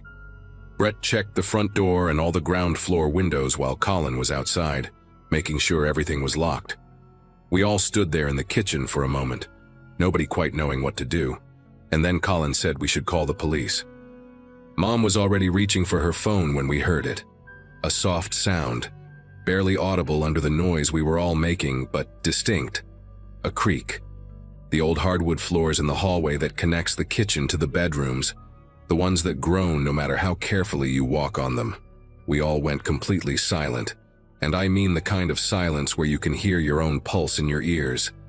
Another creak, slow and deliberate, like someone taking a single careful step. Then another. Amy grabbed my arm hard enough to hurt, and I saw Jenna cover one of the twins' mouths before he could say anything. The footsteps were coming from the hallway, moving toward the kitchen, and I realized with this sick certainty that someone had been in the house the whole time.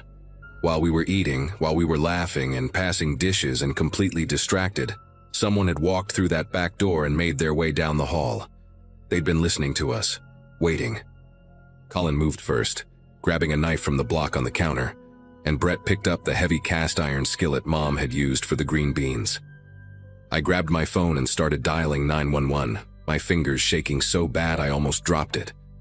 The dispatcher answered, and I whispered that someone was in the house, gave her the address, told her to send police immediately. She kept asking questions, asking if we were safe, if we could get out. But I couldn't focus on her words because those footsteps in the hallway had stopped. Just stopped completely, like whoever was there had realized we'd heard them. The silence was somehow worse than the creaking. We all stared at the doorway leading to the hall, and I could see it from where I stood, that dark rectangle opening into the unlit corridor. The dispatcher was still talking in my ear, telling me to stay on the line, telling me units were on the way, but the nearest police station was 20 minutes out, and we all knew it. 20 minutes might as well have been 20 hours. Mom herded Jenna and the twins toward the corner farthest from the hallway, and Vanessa grabbed another knife, her hand wrapped so tight around the handle her knuckles were white. Then we heard the sound of the back door opening. Not the front door, not a window, but the same back door I'd just come through minutes ago. The one we'd all been staring at, the one we thought we'd locked after Colin checked the footprints. The sound of it opening was unmistakable, that specific squeak of the hinges that Dad had never gotten around to fixing, and then the soft click of it closing again. Footsteps on the back porch, heavy and quick, running away from the house. Colin bolted for the back door with Brett right behind him, and I followed even though every instinct told me not to. We burst outside into the cold, and I swept the yard with my phone's flashlight. There, crossing the yard toward the woods, I saw a figure.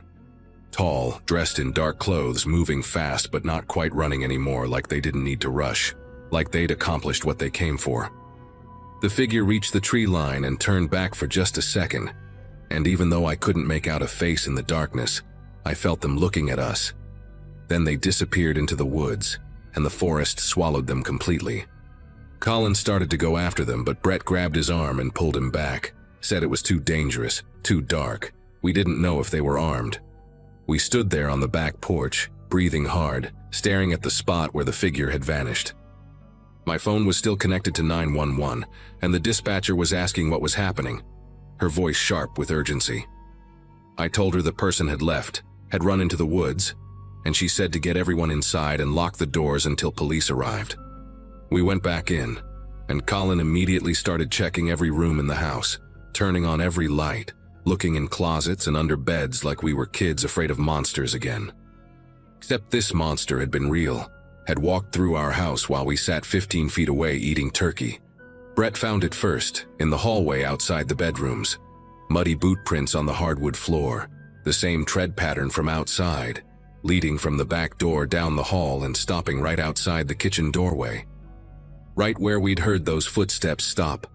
Whoever it was had stood there, just around the corner from where we were all gathered, and listened. Maybe watched. The prints then led back down the hall to the back door, tracking mud the whole way. Mom started crying when she saw them, and Vanessa put an arm around her shoulders. The police finally arrived, 2 squad cars with lights blazing, and we all poured outside to meet them like they were the cavalry. We told them everything, showed them the footprints outside and inside, pointed to where the figure had disappeared into the woods. The officers took our statements, photographed the prints, checked the whole house top to bottom with their flashlights and weapons drawn.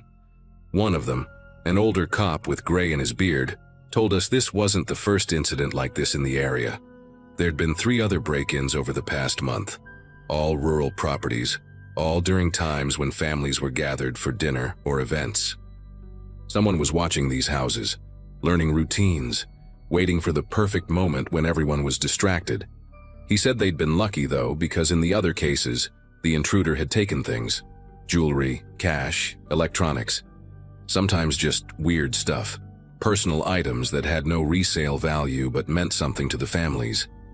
Our house hadn't been touched, nothing missing that we could find, which somehow made it worse because that meant the person hadn't come to steal. They'd just come to be there, in our space, listening to our family, standing in our hallway while we celebrated. The police stayed until almost midnight, walking the property line with flashlights, taking more photos, filing their report. They said they'd increase patrols in the area, that we should install motion sensor lights all around the house and consider getting security cameras. The older cop gave Mom his direct number and told her to call immediately if anything else happened, day or night. After they left, none of us could even think about going to bed. We sat in the living room with every single light in the house blazing, drinking coffee that nobody wanted, just trying to process what had happened. Colin called a security company right there at midnight, left a message demanding someone come out first thing in the morning. Brett and Jenna decided they weren't letting the twins sleep in the back bedrooms, just made a nest of blankets in the living room where we could all see each other. Amy hadn't let go of my hand since the police arrived, and I could feel her trembling even though she was trying to act calm. Vanessa kept walking to the windows, checking the yard like the person might come back. Mom sat in Dad's old recliner, looking smaller than I'd ever seen her, and she kept saying she should have moved after he died, that she'd been stubborn and stupid to stay out here alone. We packed up and left the next morning, not just for the weekend, but permanently for Mom. Colin and I spent Friday loading her essential stuff into a rental truck while Brett stayed inside with everyone else. Nobody willing to be alone for even a minute. Mom's moving in with Vanessa in Maryland until we can find her a place closer to one of us, somewhere with neighbors you can actually see and streetlights and people around. The security company came out that morning like Colin demanded, installed cameras and new locks, but it didn't matter because Mom refused to spend another night there. I don't blame her. None of us do. The house sold 3 months later, way below asking price once word got around about what happened, and the new owners are a young couple who don't seem bothered by the history. Good for them, I guess. As for the person who broke in, the police never caught them. The other break-ins stopped after that night, which the cops said might mean the person moved on to a different area or got spooked by the increased police presence. But I think about it all the time, about those footsteps in the hallway, about that figure turning to look at us before disappearing into the woods, about how close they were, how long they might have been standing there listening to us laugh and eat and celebrate, and how we had no idea. I still can't shake the thought of what they wanted, why they chose that night, what they were waiting for. And every Thanksgiving since, even surrounded by family in Vanessa's well-lit suburban neighborhood, I find myself watching the windows, checking the locks twice, listening for footsteps that shouldn't be there.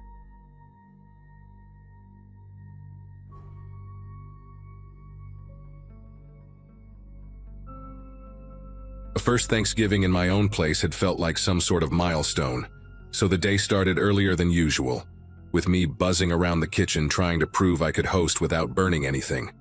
My family trickled in carrying dishes wrapped in foil, filling the house with the kind of noise I used to miss when I lived in cramped apartments. By late afternoon, everything smelled like roasted herbs and butter, and the only thing still on my mind was whether the gravy would come out too thick. The dining room window caught my eye for a moment while I set the table, just a quick glance to make sure it was locked tight, because the breeze outside had been sharp all morning. I remember shutting it firmly, even testing it with the heel of my hand before walking away. The meal had barely settled into that comfortable rhythm, passing plates, teasing each other about portion sizes, when something small tugged at my attention. The dining room window looked slightly open. Not wide, just a sliver, enough to break the seal I knew I'd closed. At first I blamed myself, thinking maybe the latch hadn't caught all the way, but the longer I stared, the more it bothered me.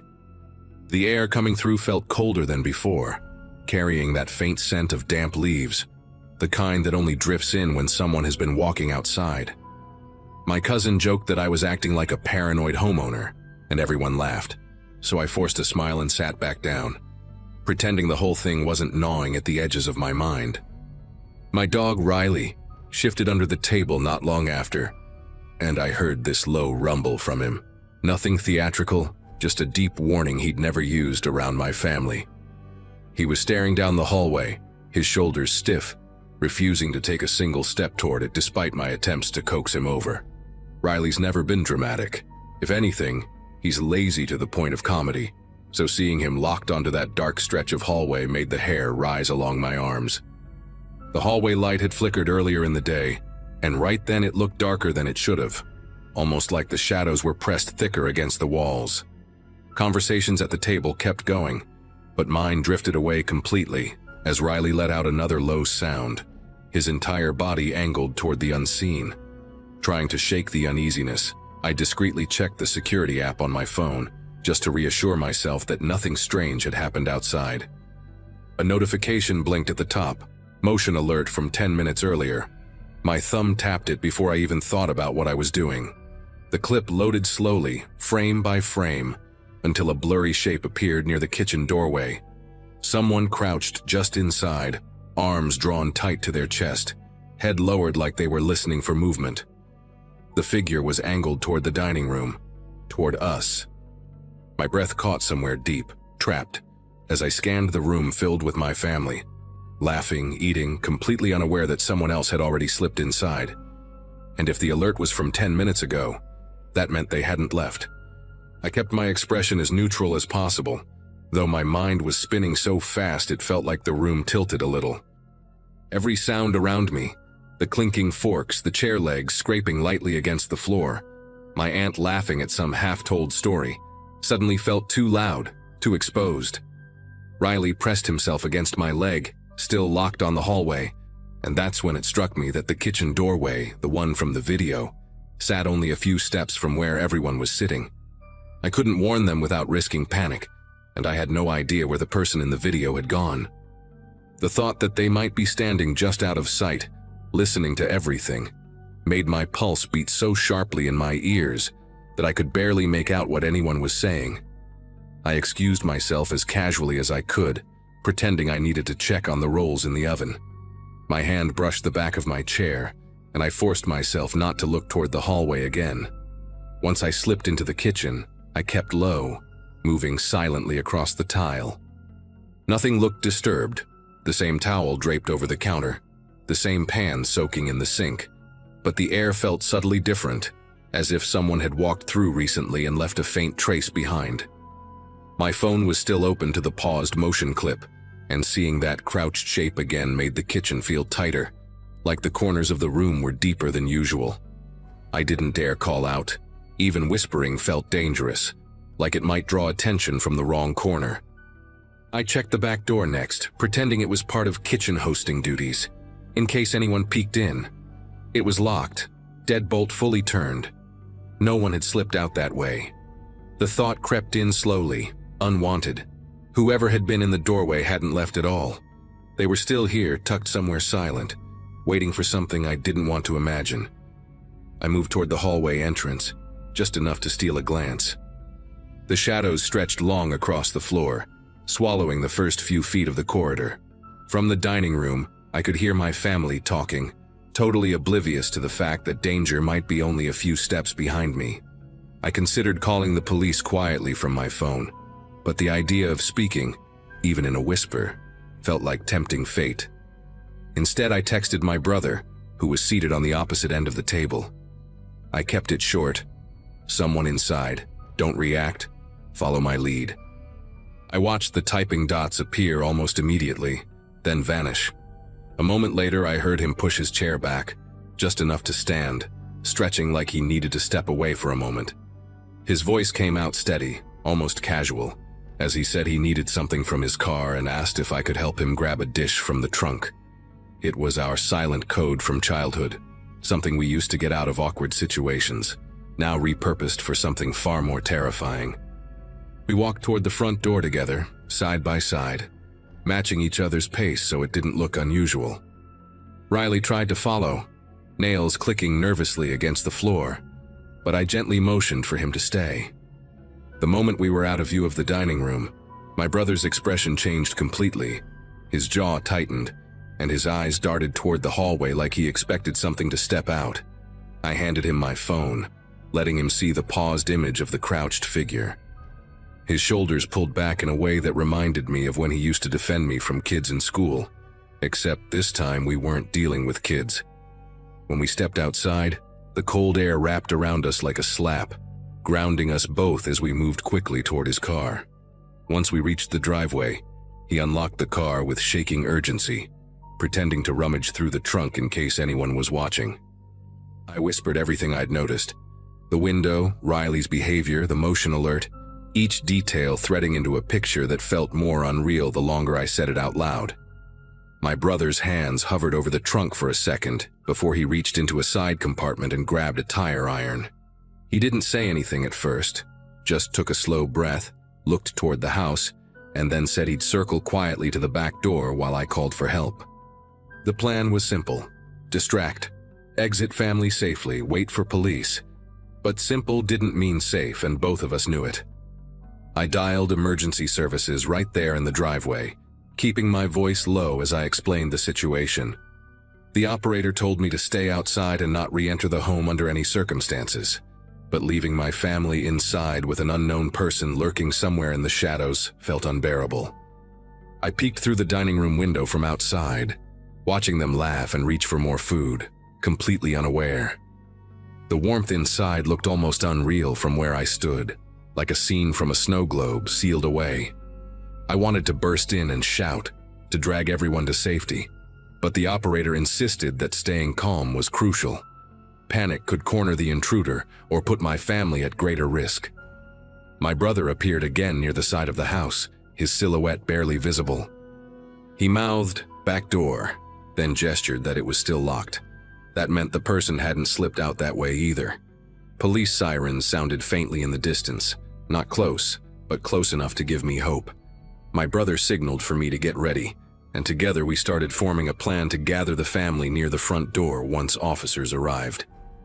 We didn't know where the intruder was hiding, behind a cracked closet door under the basement stairs, tucked into some shadowed corner. All we knew was that the moment the sirens grew louder, the air inside the house would shift, and whoever was lurking might try to run. The police pulled up with their lights off, moving with the kind of quiet efficiency that made the whole situation feel even more real. 2 officers approached, and my brother and I explained everything quickly: the window, the dog, the hallway, the motion alert. They signaled for us to stay outside, then knocked on the front door like they were making a polite visit.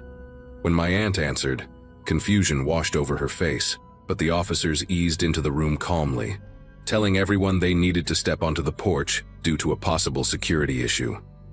My family thought it was some sort of misunderstanding, but the moment they saw the expressions on our faces, they filed out fast, clutching coats and serving spoons like they weren't ready to leave the meal behind. Once everyone was outside, the officers swept through the house, announcing themselves as they moved from room to room. It didn't take long for one of them to signal for the other. From where we stood on the porch, we heard a heavy thud, something like furniture shifting, and then footsteps moving fast. My brother reached for me instinctively, pulling me a little closer to the group. A few seconds later, the second officer's voice rang out, sharp and controlled, commanding someone to stay where they were. My mother's hand flew to her mouth. The next noise was unmistakable. Someone running through the kitchen, the frantic shuffle of shoes on tile, followed by a door slamming somewhere deeper in the house. The officers reappeared minutes later, breathless but composed. They said someone had been hiding behind the washer in the laundry room, wedged into the gap like they'd been there for a while. When the officers approached, the person bolted through the connecting door into the garage and managed to slip out before backup arrived. They'd searched the yard, the street, the neighboring properties, no trace. Whoever it was had vanished into the evening as if they'd been swallowed by it. The officers didn't sugarcoat anything. The intruder had entered with intention, had stayed close enough to watch us through the doorway, and had likely been moving around the house during dinner. That night, after everyone left and the house was quiet again, I sat in the kitchen staring at the spot where the figure had crouched in the motion clip. Riley lay against my feet, finally calm, but I kept imagining the intruder listening to our conversations, only a few steps away, deciding whether to come closer. I replaced the locks the next morning, installed alarms on every window, and added cameras to places I didn't even realize needed them. But even now, I still think about that 10-minute gap, how all of us were eating, laughing, celebrating, completely unaware that someone had already slipped inside and chosen not to reveal themselves. Nothing else ever happened in the house after that, and maybe that's the only thing that lets me sleep.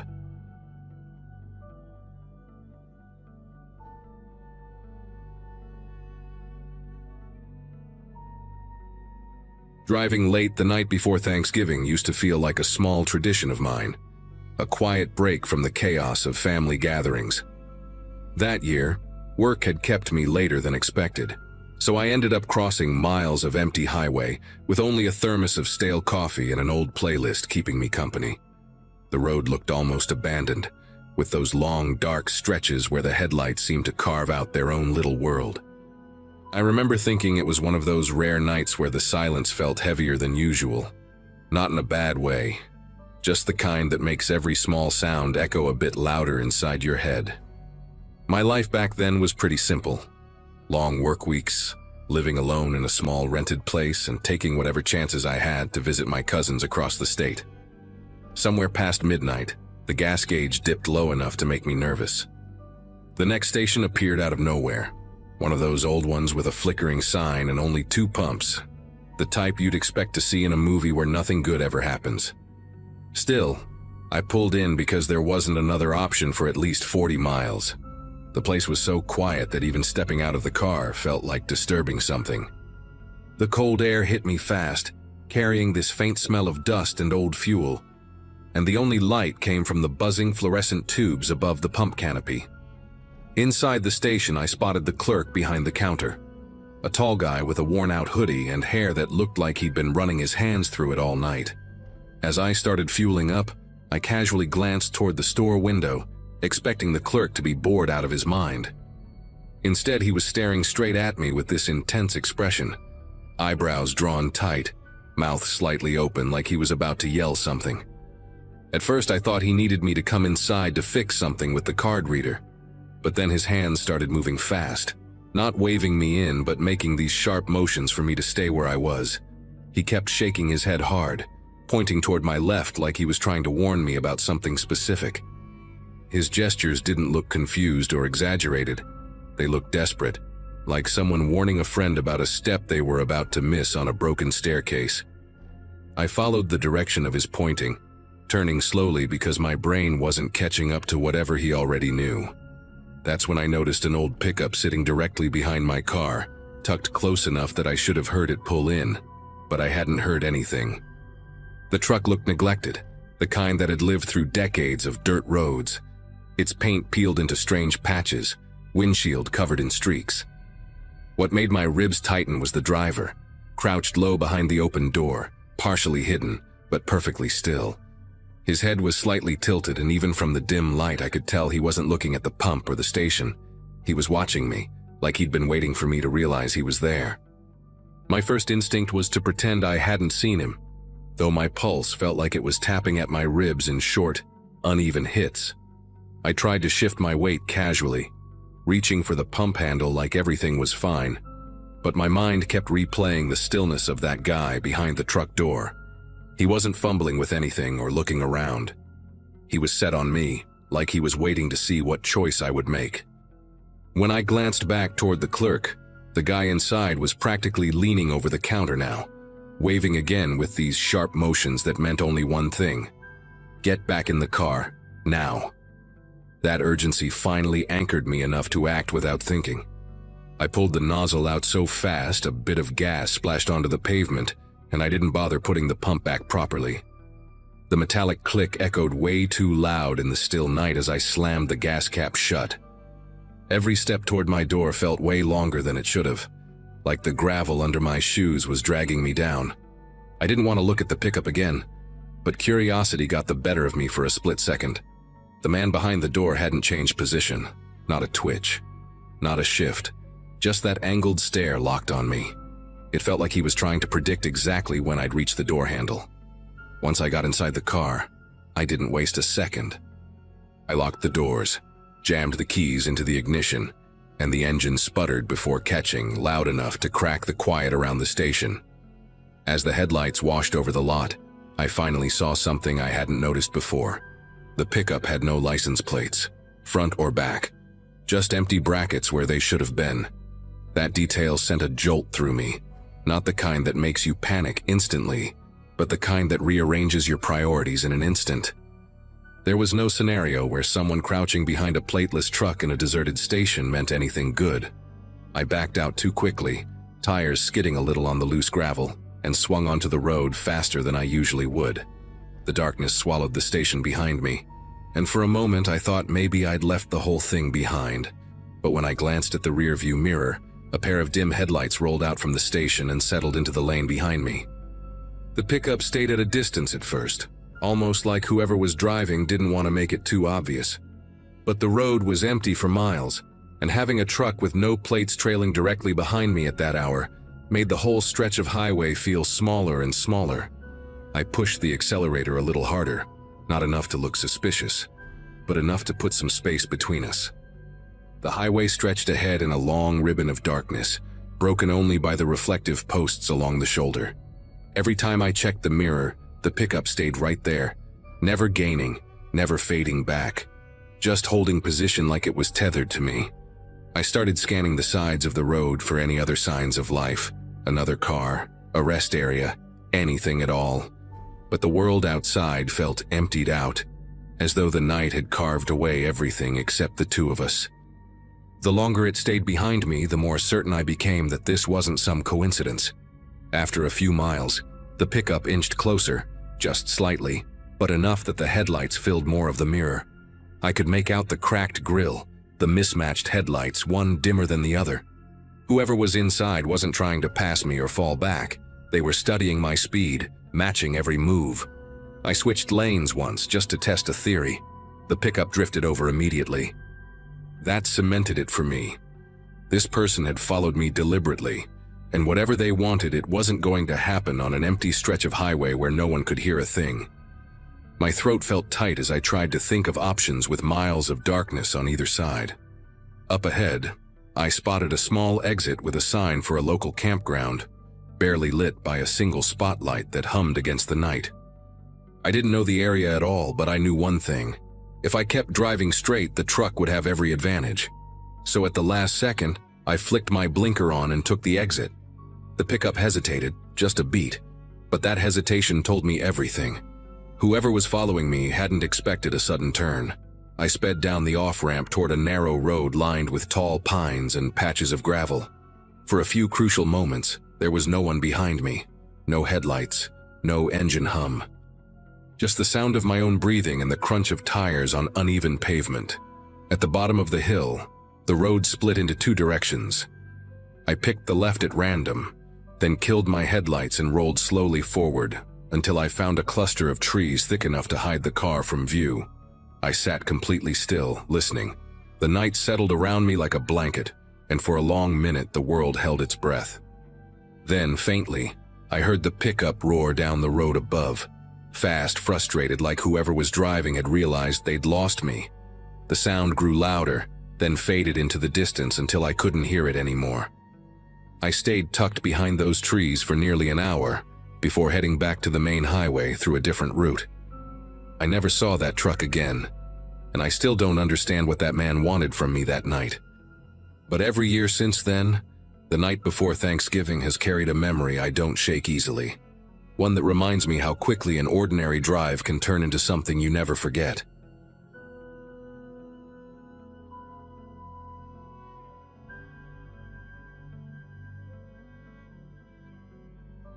That holiday weekend had me driving through long, empty stretches of highway, trying to make it to my parents' place before everyone went to sleep. I'd left later than planned, and the combination of warm air in the car and endless darkness outside made my eyelids feel heavier with every passing mile. My job at the time had me constantly on the road, so I was used to late drives. But something about that night felt unusually draining, like the quiet around me was pressing in from all sides. I remember humming along to an old playlist just to break the silence, tapping my fingers on the steering wheel to keep myself alert. When I saw the sign for a small rest area coming up, one of those older ones with a single building and dim yellow floodlights, I figured it was safer to stretch my legs for 2 minutes than risk dozing off behind the wheel. The parking lot was nearly empty, just one pickup far off near the tree line, and the building itself looked like it hadn't been updated in 2 decades. Still, I grabbed my keys, locked the car, and headed toward the restroom, thinking only about splashing cold water on my face. Inside, the fluorescent lights flickered in that annoying way that makes everything look slightly warped around the edges. The place smelled like bleach and old paper towels, and my footsteps echoed louder than they should have in such a small space. I remember standing at the sink, leaning forward, and cupping water over my face, trying to wake myself up. As I lowered my hands, a faint shuffle came from the far stall. Nothing unusual at first, just the kind of noise anyone might make. But then, clear as if someone were standing right behind me, a whisper brushed the air with my full name. Not a nickname. Not a vague sound. My actual name, spoken in a low, almost careful voice. Every part of me tensed instantly, and I spun around so fast the water dripped down my sleeves. The stalls were all closed, but the room was silent again, like the sound had never happened. No footsteps, no breathing, just the buzzing light overhead. I backed toward the exit with my heart hammering hard enough to feel it in my throat. The cold outside hit me like a slap, and all I wanted was to get inside my car and lock the doors. The lot still looked empty, except for that same old pickup near the trees, but something about it seemed different, like it was angled slightly closer to the building than before. I didn't wait around to confirm. As I reached my car, I noticed something stuck under my wiper blade. A small scrap of paper, folded once. At first I thought maybe it was a warning about the weather, or some maintenance notice the highway workers left behind. But when I opened it, I felt the air around me shift. In uneven handwriting, almost like it had been written in a moving vehicle, were the words, "I followed you from the last station. You shouldn't be out here alone." The message didn't make sense at first. I hadn't stopped anywhere except for a quick gas station miles back, and even then I barely interacted with anyone. I scanned the lot again, feeling a prickling pressure crawl up my spine as I rushed into the driver's seat and slammed the locks down. I pulled onto the road faster than I probably should have, the tires kicking up gravel as I merged back onto the highway. For a few seconds, only darkness stretched behind me, the kind that makes you feel swallowed by everything outside your headlights. I tried convincing myself the note was some kind of awful joke, or a random creep trying to scare whoever parked next to them earlier. My thoughts were scrambling in every direction, replaying every moment at that gas station, trying to remember faces, voices, anything that might explain what was happening. I kept checking the mirrors, telling myself I was just being paranoid after the whisper in the bathroom. But halfway through a long curve in the road, a pair of headlights blinked into view in the distance behind me, far too bright and rising into frame way too quickly. The shape of the vehicle didn't come into focus at first, just the glow of white light bouncing across the asphalt like someone pushing their engine harder than they should. And as it closed the distance, I realized I'd seen that silhouette before. The headlights trailed me with a stubborn steadiness, never getting close enough for me to make out the driver, but never dropping back either. I remember tightening my grip on the steering wheel, trying to keep my speed reasonable, telling myself I wouldn't give whoever was behind me the satisfaction of seeing me panic. But the road ahead stretched into miles of nothing. No towns, no signs, not even another car passing in the opposite direction. The kind of emptiness that makes you feel like the world has narrowed down to just you and whoever decided to follow. At one point, the vehicle behind me shifted slightly to the left, not enough to pass, just enough to show it could if it wanted to. The glare filled my mirrors, washing out the inside of my car until everything looked pale and washed, like the interior was losing its color. I tried switching lanes once, and the headlights mimicked me instantly, like a shadow glued to my rear bumper. I started replaying the night in my head, wondering if I'd accidentally cut someone off earlier or if something about me had drawn attention at the gas station. I'd only gone inside to grab a coffee and use the restroom, barely looking at anyone. Remember a man leaning against a vending machine, tapping his foot fast enough to make the whole thing tremble, but he never even glanced my way. Or at least that's what I thought at the time. My mind kept dragging me back to the whisper in the rest area bathroom, and the realization that someone must have been close enough to say my name without me seeing them. The idea of someone hiding in one of those stalls, watching me through the gaps, lodged itself in my head and refused to let go. The more I thought about it, the more the steering wheel felt slick under my palms, like my body couldn't decide whether to sweat or shiver. The vehicle behind me suddenly surged forward, shrinking the gap between us until its headlights filled every corner of my rear window. The road remained narrow and winding, giving me no shoulder and no exits, just guardrails and dense woods pressing in. My pulse hammered so hard I could feel it in the sides of my neck, and every small bump in the pavement made me jolt. I tapped my brakes lightly, hoping the driver might back off, but instead the headlights lowered for a moment, dipping as if the driver leaned in closer, studying the back of my car. That tiny movement felt worse than if they'd laid on the horn or tried to ram me. It wasn't anger. It was patience. Intentional. Like whoever was behind the wheel was waiting for a moment I hadn't given them yet. I made a split-second decision to take the next turn I saw, even if it led somewhere I didn't recognize.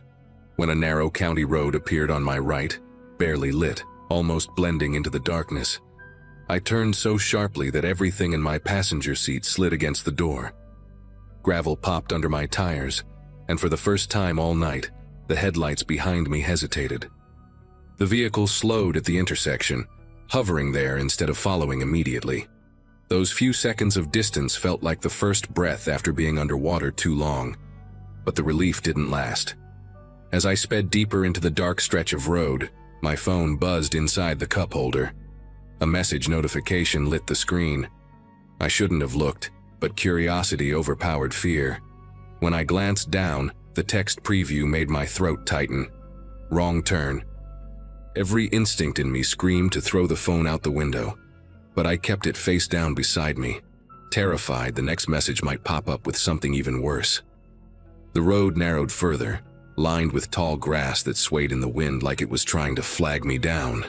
My headlights picked up an old mailbox here, a leaning fence post there, but nothing that suggested a house with lights on or anyone who might help. I kept glancing between the road and the mirror, waiting for those headlights to reappear. When they finally did, they came silently around the bend, creeping into view like the driver wanted me to know they were done waiting. The way the vehicle moved, slow, steady, deliberate, made the hairs along my arms lift in a way that felt primal, the kind of fear that bypasses thought and hits straight into instinct. My breathing turned shallow as I leaned forward, scanning the road for any hint of a driveway or a turnout wide enough to pull into. Up ahead, I spotted the silhouette of a small bridge crossing a shallow creek.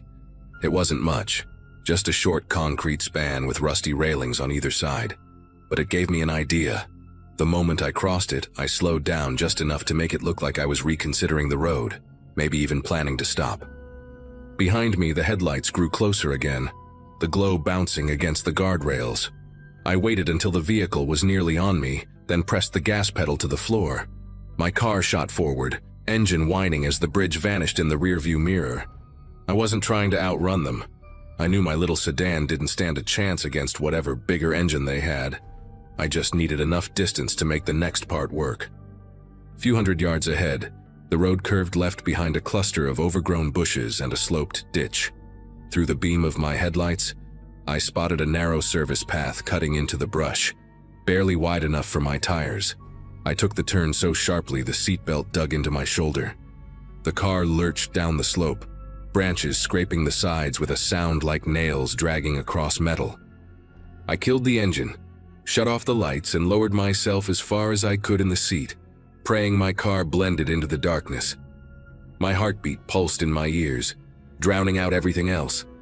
Then I heard it, the low, slow hum of the other vehicle approaching the curve. The headlights washed faint light across the tops of the bushes, but didn't reveal the car itself yet.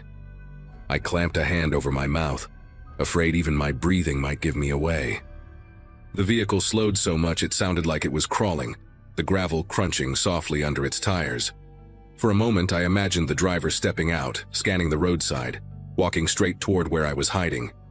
The brush surrounding my car felt too thin, too revealing, like a single movement would shift the branches and betray me.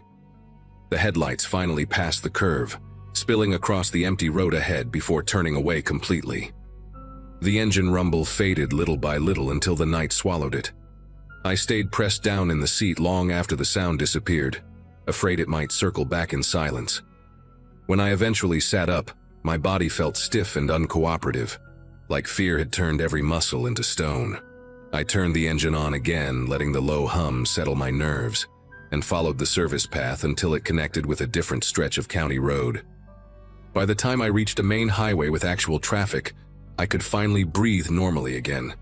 I didn't see the vehicle again that night or any night after, and no more messages came through. My family never noticed how shaken I was when I arrived, and I never brought it up. Even now, years later, I still think about that whisper in the rest area bathroom and the note under my wiper. Whoever followed me that night knew my name, and they were close enough to speak it.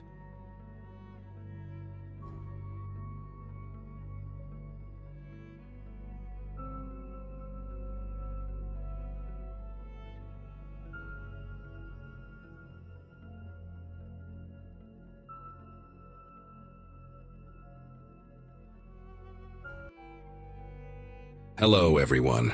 Before we start, make sure to like and subscribe to the channel, and leave a comment with where you're from and what time you're watching. That way, YouTube will keep showing you stories just like this one. Now, let's begin. Nobody tells you how loud silence can be, until you find yourself surrounded by nothing but frozen emptiness. My name is irrelevant now, but what happened to me in March 2018 changed everything about how I understand survival, fear, and the absolute indifference of nature. At 34, fresh off a divorce that had gutted my savings and my sense of self, I had taken a contract job with a telecommunications company installing satellite equipment in remote Alaskan villages. The pay was exceptional, the kind of money that made you overlook the fact that you would be flying in tiny aircraft over landscapes that looked like they belonged on another planet. I had grown up in suburban Minnesota, spent my 20s chasing a career in network engineering, and somehow ended up agreeing to spend 6 weeks bouncing between communities that most Americans could not find on a map. The irony of running away from one kind of isolation straight into another was not lost on me, but desperation makes you brave in stupid ways. The morning of the crash started like any other workday in that strange chapter of my life. I woke up at 5 in the morning in a small motel in Bethel, a hub town in southwestern Alaska that served as my base of operations. The room smelled like industrial cleaner and stale coffee, and frost had crystallized on the inside of the single window, despite the heater running all night. My pilot for the day was a guy named Dean Archer, a wiry man in his early 50s with sun-damaged skin, and the kind of calm demeanor that either meant he was incredibly competent or completely checked out. He had been flying bush routes for over 2 decades, and when I met him at the airstrip that morning, he was already doing his pre-flight check on a Cessna 185 that looked like it had seen better days. The paint was faded, patches of primer showing through in spots, but Dean assured me she was mechanically sound. We were headed to a village called Akiak, about 40 miles northeast, then continuing to 2 other communities before looping back. The whole trip was supposed to take 6 hours, weather permitting.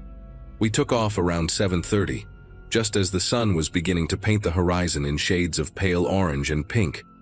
From the air, the Alaskan tundra in late winter is something that defies description.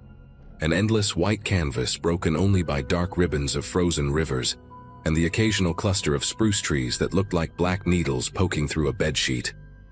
Dean was not much of a talker, which suited me fine. He communicated in short bursts, pointing out landmarks, mentioning changes in weather patterns, occasionally adjusting the radio to check in with other pilots in the area. The Cessna hummed along steadily, and despite the cramped quarters and the constant vibration that made my teeth feel loose, I found myself relaxing into the rhythm of the flight. We completed the first 2 stops without incident, me hauling my equipment cases through snow that came up to my knees, Dean smoking cigarettes by the plane, and chatting with locals who seemed to know him by name. By early afternoon, we were headed to our final destination before turning back, a village called Tuluksak that sat along the Kuskokwim River. That is when the engine coughed. It was a sound so subtle that I almost missed it, a brief stutter in the constant drone that had become background noise. Dean's reaction told me everything I needed to know. His hands tightened on the yoke, and his eyes flicked to the instrument panel with an intensity that had been absent all day. He did not say anything at first, just started flipping switches and adjusting controls with movements that were quick but deliberate. The engine coughed again, longer this time, and the plane shuddered in a way that made my stomach clench. We were flying over a stretch of wilderness that had no villages, no roads, Nothing but white emptiness stretching to the horizon in every direction. Dean grabbed the radio and started transmitting our position, his voice steady but urgent, using terminology I did not fully understand. I remember looking out the window and seeing the shadow of our plane skating across the snow below, and thinking how small we were, how insignificant against that vast frozen landscape. The engine sputtered a third time, then died completely, and the sudden silence was the most terrifying sound I've ever heard. Dean became a different person in those moments. The laid-back pilot who had been cracking dry jokes about Moose and complaining about his ex-wife transformed into something mechanical, precise, almost robotic. He told me to tighten my seatbelt and brace for impact, his voice flat and controlled, like he was reading from a manual. The Cessna became a glider, the only sounds now the wind rushing past the fuselage and the creak of the airframe as Dean fought to maintain control. He was looking for a place to land, scanning the terrain below with desperate focus. But there was nothing. No frozen lakes flat enough, no clearings wide enough, just rolling hills of snow and clusters of willows, and the occasional boulder poking through like a gray tooth. I remember praying, something I had not done since childhood, bargaining with a God I was not sure I believed in. The ground rushed up at us with sickening speed, and Dean pulled back on the yoke, trying to flatten our descent. We clipped something, a buried log, a snowdrift, I never found out, and the plane spun violently to the left. The world became a tumbling chaos of white and gray, and the shriek of metal tearing apart. The impact itself is fragmented in my memory, broken into snapshots that do not quite connect. I remember the windshield exploding inward, a spray of glass and snow and cold air hitting my face. I remember the sensation of being thrown forward against my restraint so hard that the breath was crushed out of my lungs. I remember a sound like a giant crumpling a tin can, and then a sharp, blinding pain in my left leg that made me scream. When everything stopped moving, I was hanging sideways in my seat, the plane resting at an angle with the crumpled nose buried in a snowbank. Blood was dripping somewhere. I could hear it, a soft pattering sound that seemed impossibly loud in the sudden stillness. My vision swam in and out of focus, and for a long moment I just hung there, trying to understand what had happened, trying to remember how to breathe. The cold was already seeping in through the shattered windshield, a cold so intense it felt like being stabbed with thousands of tiny needles. I turned my head to look at Dean, and that is when I saw that he was not moving. His body slumped forward against the yoke, a dark stain spreading across the snow beneath his door. Getting out of that seatbelt took what felt like an eternity. My fingers were already going numb, fumbling with the release mechanism while my legs screamed in protest every time I shifted my weight. When I finally got free, I half fell, half crawled toward Dean, dragging myself across the tilted cabin floor that was now slick with hydraulic fluid and melting snow. Up close, I could see the damage. A piece of the instrument panel had broken loose during impact and caught him in the chest, and there was so much blood soaking through his jacket that I knew before I even checked for a pulse. Dean Archer, who had flown these routes for 23 years, who had told me just that morning about his daughter's wedding coming up in June, was dead. I sat there in the wreckage next to his body, shivering uncontrollably, my breath coming out in ragged white clouds, and I felt something inside me threaten to crack wide open, but the cold would not let me grieve. It demanded action, demanded movement, demanded that I focus on the only thing that mattered now, not dying in this frozen nowhere alongside a man I had known for less than 8 hours. I forced myself to assess the situation with whatever clarity I could muster through the shock and the pain. My left leg was badly injured. I could see the bone pressing against the skin just below my knee. Not broken through, but close, the whole limb swelling rapidly and turning colors that legs should not turn. I had cuts on my face and hands from the shattered windshield, and my ribs ached in a way that suggested at least one was cracked. The plane was destroyed beyond any hope of repair, but the fuselage was mostly intact, which meant shelter of a sort. Outside, the temperature was somewhere around 15 below zero, and the sun was already beginning its descent toward the horizon. In March, this far north, we only had maybe 5 hours of usable daylight left. I crawled to the back of the cabin where my equipment cases had been stored and found them scattered and broken open, satellite components and tools strewn everywhere. But underneath the wreckage, I found my backpack with a spare jacket, 2 granola bars, a thermos of coffee that was somehow still intact, and a cigarette lighter I had been carrying even though I quit smoking 3 years prior. Not much. Not nearly enough. But something. The hours that followed exist in my memory as a blur of pain, cold, and desperate improvisation. I knew from the survival training the company had given us, a half-day seminar that I'd mostly slept through, that staying with the aircraft was the right call. The wreckage would be easier for search teams to spot than a single person wandering through the wilderness, and the fuselage offered at least some protection from the wind that had started to pick up, driving the temperature even lower. I used pieces of torn insulation in my spare jacket to plug the hole where the windshield had been, working with fingers that had lost most of their feeling, cursing and crying and talking to myself just to fill the terrible silence. Dean's body was still in the pilot seat, and I could not bring myself to move him, so I just tried not to look in that direction. The radio was destroyed, crushed in the impact along with most of the instrument panel. I found the emergency locator transmitter under the rear seat, but the casing was cracked, and the indicator light that should have been blinking was dark and dead. Our last known position had been transmitted before we went down, but Dean had been in the middle of giving coordinates when the engine failed. I had no idea if anyone knew where we were, or if they were even looking yet. The sun set around 6 in the evening, and the darkness that followed was unlike anything I had experienced before. In Minnesota, even on the darkest winter nights, there was always some ambient light, street lamps, distant highways, the glow of civilization on the horizon. Out here, there was nothing. The blackness was so complete that I could not see my hand in front of my face, and the only sounds were the wind howling across the tundra and the occasional groan of the aircraft's twisted frame settling in the snow. I rationed the coffee, taking small sips to keep my core temperature up, and ate half of 1 granola bar, even though I had no appetite. My leg had swollen to nearly twice its normal size, and the pain had evolved from sharp and immediate to a deep, pulsing throb that synced with my heartbeat. I knew that was bad. The body going into shock, blood pooling in damaged tissue, the beginning of a process that could kill me just as surely as the cold. I tried to elevate the leg, propping it on one of the equipment cases, and I wrapped it as tightly as I could with strips torn from the cabin seat covers. Sleep was impossible. Every time I started to drift off, the cold would jolt me awake, or the pain would spike, or I would hear something outside, real or imagined, that sent my heart racing. Dawn came slowly, a gradual lightening of the darkness that felt like a small miracle.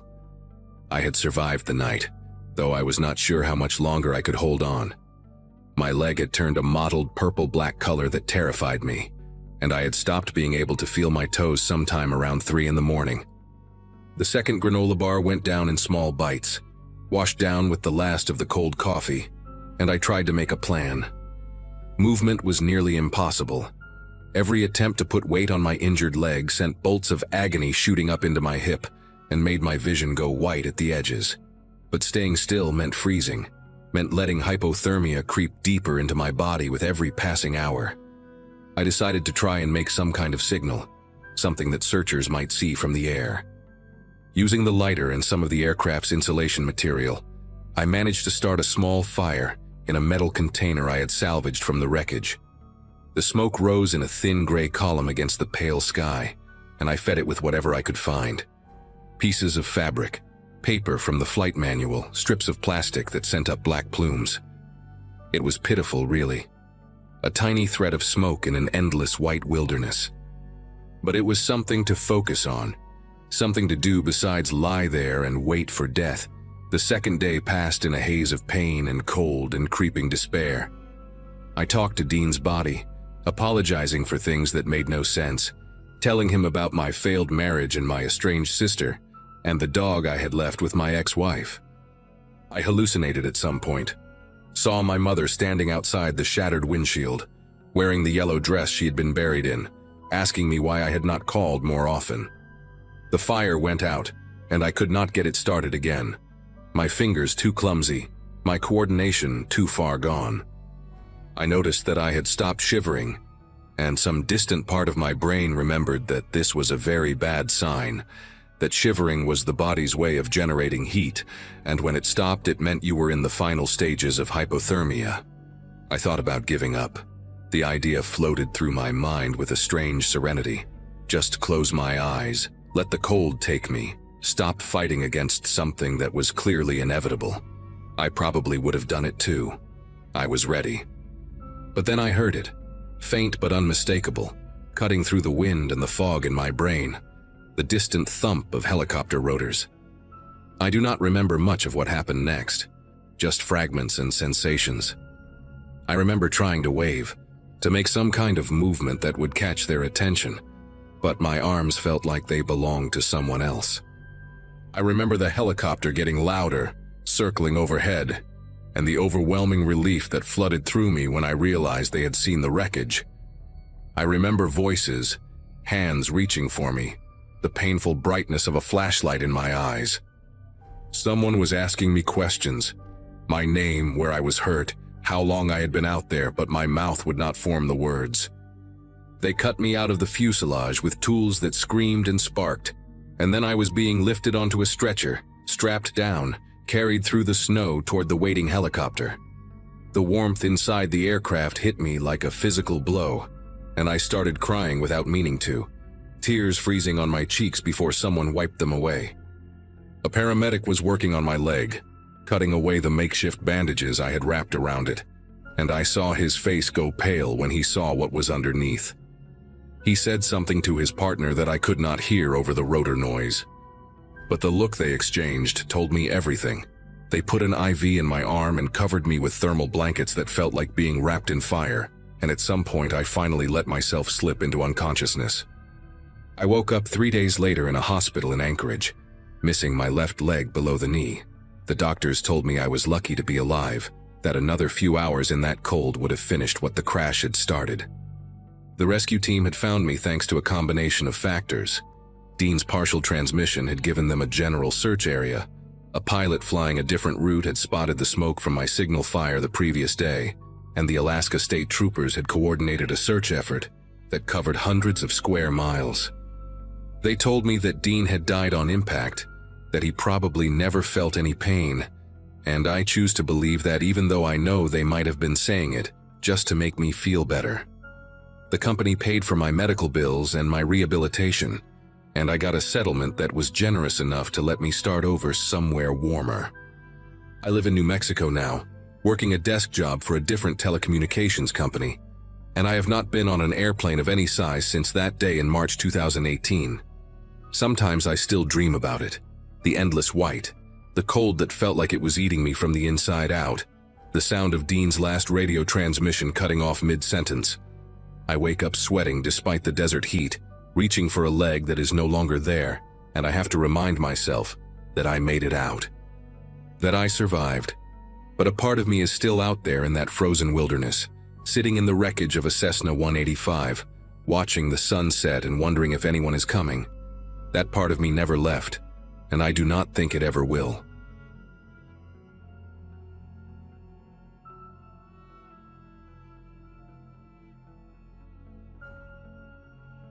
After my college graduation in 2015, my best friends and I made a pact to take one big adventure together before life pulled us in different directions. Mitch had just finished his EMT certification, and Carrie was about to start law school in September, so we had this narrow window in late August to do something wild. Alaska seemed perfect, raw, remote, untouched.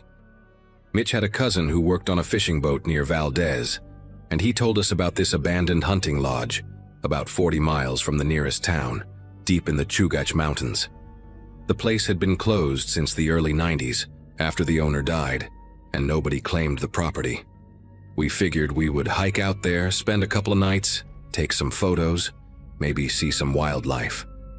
None of us could have imagined what was waiting in that rotting wooden structure, or that only 2 of us would make it back to civilization. We flew into Anchorage on a Thursday morning, rented a Jeep, and drove 6 hours to a small town called Copper Junction. Just a gas station, a general store, and maybe 15 houses scattered along a gravel road. The woman at the general store, a weathered lady in her 60s named Ruth, looked at us like we had announced plans to swim with sharks when we mentioned the old Whitaker Lodge. She told us people avoided that area, that hikers had reported seeing figures moving through the trees at night, strange lights, things that made no sense. Her exact words were that the forest out there had a way of playing tricks on your mind. Mitch laughed it off, called it small-town superstition designed to scare tourists. Carrie and I exchanged a look but said nothing. We bought extra batteries, some canned food, and a paper map since cell service would be non-existent. Ruth watched us leave through the store window, and I remember thinking she looked almost sad, like she was watching people walk toward something terrible, and knew there was nothing she could do to stop it. The hike took us nearly 7 hours.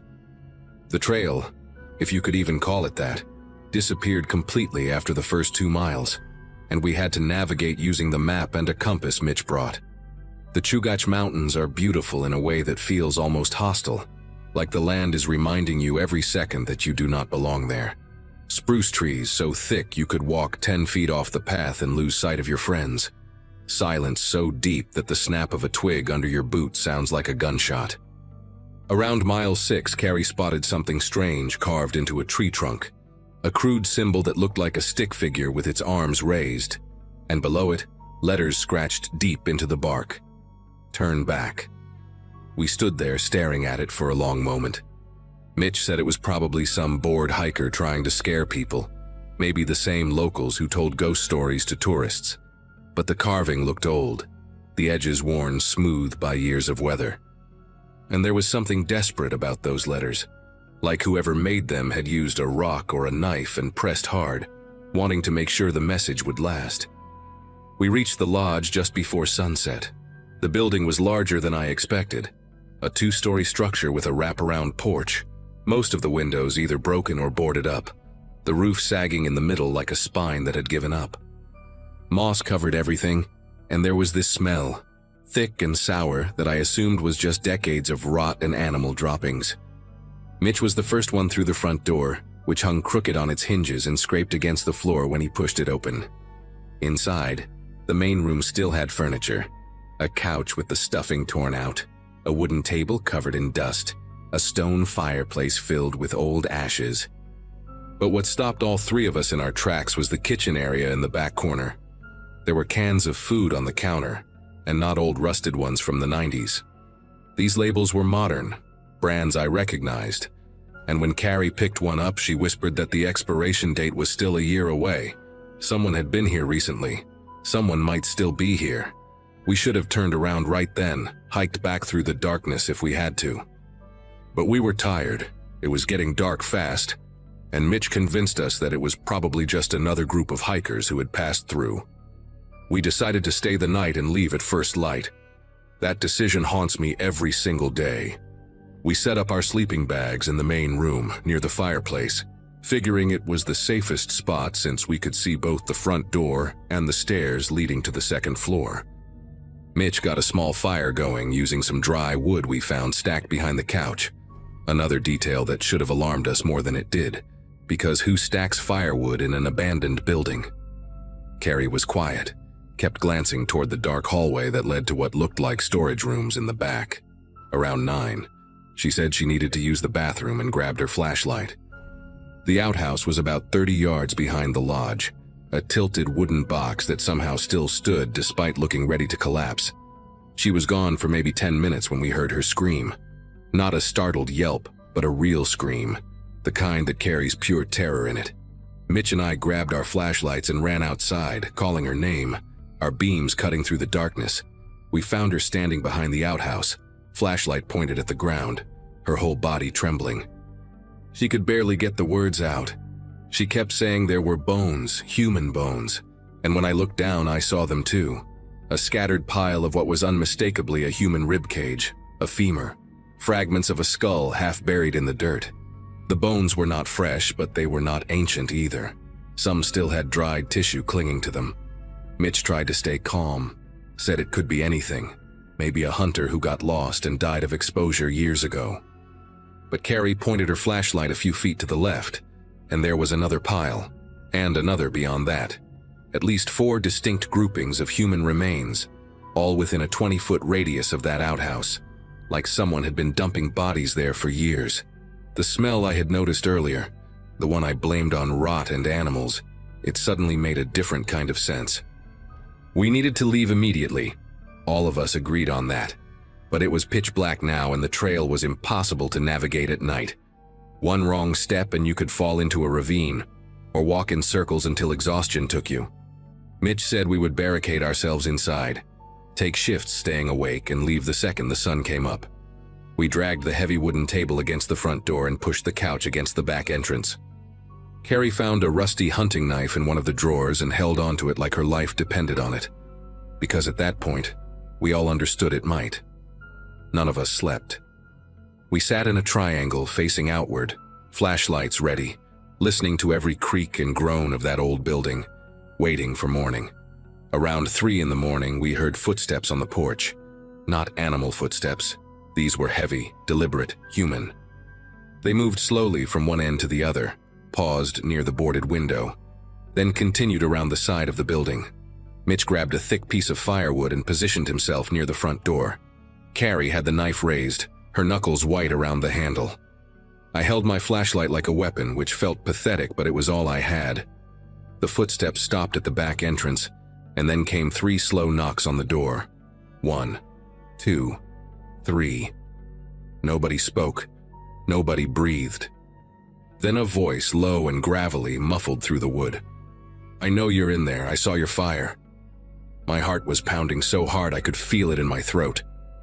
Mitch whispered for us to stay quiet. Maybe whoever it was would leave if we did not respond. For a long moment there was silence. Then the voice again, closer now, like the person had pressed their face against the door. "This is my home. You're sleeping in my home." The handle jiggled. The couch we had pushed against the door shifted an inch. Carrie let out a small whimper, and I grabbed her arm, squeezing hard, begging her silently to stay quiet. The jiggling stopped. The footsteps retreated, slow and unhurried, like whoever was out there had all the time in the world. We heard them circle the building once more, then fade into the forest. For the next 2 hours, nothing. Just the wind and the occasional crack of branches in the distance. By 5, the sky started to lighten, and we made the decision to run. We grabbed our packs, left everything else, and Mitch pulled the table away from the front door. He opened it slowly, checking both directions, and motioned for us to follow. We made it maybe 50 yards into the tree line when Carrie suddenly stopped and pointed back toward the lodge. There was a man standing on the porch, watching us. He was tall, gaunt, with a beard that hung past his chest and clothes so filthy they looked like they had fused to his skin. He did not move, did not chase us, just stood there with his arms at his sides, his head tilted slightly to one side like a curious dog. And then he smiled. Not a threatening smile, but something worse, something empty and patient, like he knew exactly where we were going and had no doubt he would find us again. We ran. We ran faster than I have ever run in my life, branches whipping our faces, rocks twisting under our feet, not daring to look back. We had been moving for maybe an hour when Mitch stopped and said he needed to check the map. We were lost. Nothing looked familiar, and in our panic we had veered completely off the route we had marked the day before. The forest was dense here, the trees so close together that sunlight barely penetrated, and everything looked the same in every direction. Carrie was crying quietly, trying to muffle the sound with her sleeve. I kept scanning the trees behind us, expecting to see that gaunt figure emerge at any moment. Mitch spread the map on a fallen log and tried to orient us using the compass, but his hands were unsteady and the needle kept jumping. That is when we heard it. A sharp whistle, high-pitched and deliberate, coming from somewhere to our left. Then another whistle answered from the right, and a third from behind us. There was more than one person out there. The man at the lodge was not alone. Mitch shoved the map in his pack and grabbed Carrie by the arm, pulling her forward. We picked a direction and moved as fast as we could, trying to stay quiet but knowing that whoever was out there already knew exactly where we were. The whistles continued, sometimes closer, sometimes farther, like they were hurting us somewhere specific. Around midday, we stumbled into a small clearing and found another carved message on a tree. This one was newer, the letters still pale against the dark bark. No one comes. Below it, scratched in smaller, shakier writing, "He keeps us here." Carrie started hyperventilating, and I had to hold her face in my hands and force her to look at me, to breathe with me, to stay focused. Mitch was pacing the edge of the clearing, looking for any sign of a trail, when the attack came. The man appeared from nowhere. Not the bearded one from the lodge, but someone younger, faster, wearing torn military fatigues and carrying a length of rusted chain.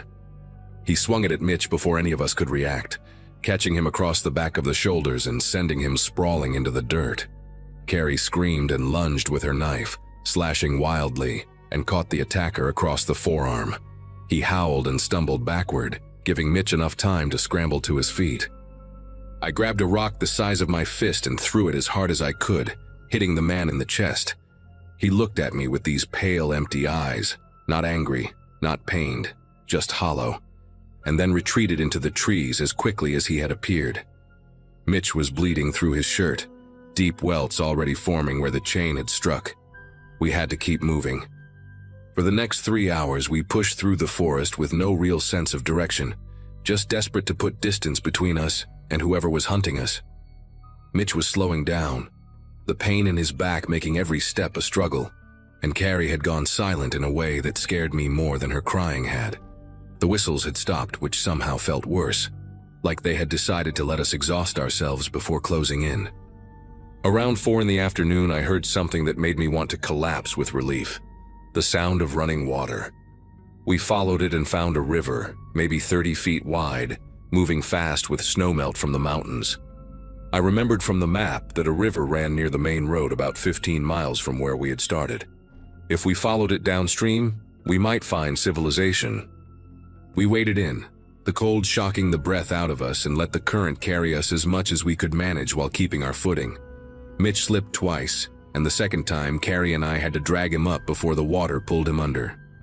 We stayed in that river for what felt like hours, our legs going numb, our teeth chattering so hard I thought they might crack. But nobody followed us into the water. Whatever advantage they had in the forest, the river took it away. Just before sunset, we saw a bridge in the distance. A real bridge, concrete and metal, with a gravel road running across it. We climbed out of the river on shaking legs and stumbled up the embankment to the road. A pickup truck came by within 20 minutes, driven by a man named Earl who took one look at us and did not ask questions, just told us to get in. He drove us straight to a state trooper station in a town called Ridgewater, about 60 miles from Copper Junction. We told them everything, the lodge, the bones, the man on the porch, the whistles, the attack. They listened with expressions that shifted from skepticism to something darker as we spoke. One of the troopers, a woman with gray streaks in her hair, finally said they had been looking for a man named Vernon Crisp for almost 8 years. He had escaped from a corrections facility in 2007, serving time for multiple counts of kidnapping and assault. They had assumed he fled to Canada or died in the wilderness. Instead, he had built himself a compound out there, attracting other fugitives, other broken men who wanted to disappear. The trooper said they had received reports over the years, hikers talking about ghosts in the forest, strange figures, carved warnings, but nobody had ever come back with enough information to launch a real search. Until us. The raid happened 3 days later. State troopers, FBI, search and rescue teams, they went in with helicopters and dogs and enough manpower to sweep every inch of that mountain. They found Vernon Crisp in the lodge, sitting in a chair by the fireplace like he had been expecting them. He did not resist. The 2 other men they captured in the surrounding forest put up more of a fight, but both were taken alive. What they found behind that lodge was worse than anything we had seen. 17 sets of remains, some dating back to the late 90s, others much more recent. They also found a root cellar about 100 yards from the main building, dug into the hillside and hidden by brush. Inside were journals, dozens of them, written by people who had been kept there, some for weeks, some for months. The entries described everything: the captures, the isolation, the way Vernon would release them into the forest and hunt them for sport, The way some prisoners were forced to help him in exchange for their lives. Those carved warnings we had seen on the trees were made by the ones who managed to escape the cellar briefly. Desperate attempts to warn anyone who might come after them. Most of those people never made it out of the forest. Their bones ended up behind the outhouse with all the others. Mitch spent 2 weeks in the hospital recovering from an infection that developed in his wounds. Carrie finished law school but changed her focus to victims advocacy. She works with families of missing persons now, helps them navigate the system when the police stop looking. I still live in the same apartment I had before Alaska, still work the same job, still see the same people. But something fundamental broke inside me during those hours in the forest. I check the locks on my doors 4 or 5 times before I can sleep. I cannot hear a whistle without my chest tightening. And sometimes, late at night, I think about Ruth at that general store. How she tried to warn us and we laughed it off as superstition. The ghosts she talked about were real. They were just made of flesh and bone, like us. That is the thing nobody tells you about monsters. They do not need to be supernatural to destroy you. They just need to be patient and hidden, and willing to wait for the next group of people who think the wilderness is empty. It never is. I know that now. I will never forget it.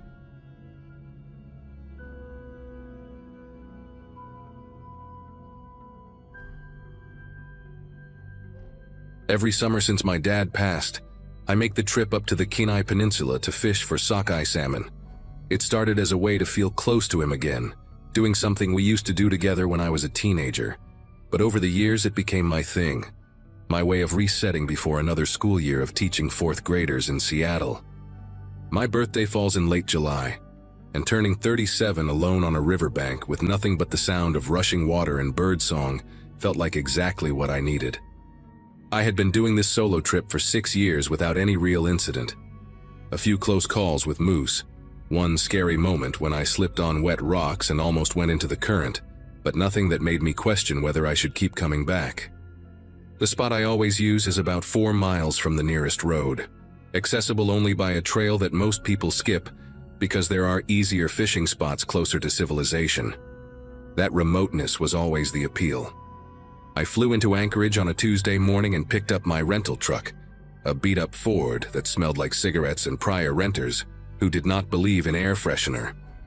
The drive down to the peninsula took about 4 hours, and I stopped in Soldotna to grab last-minute supplies and check in with the ranger station like I always do.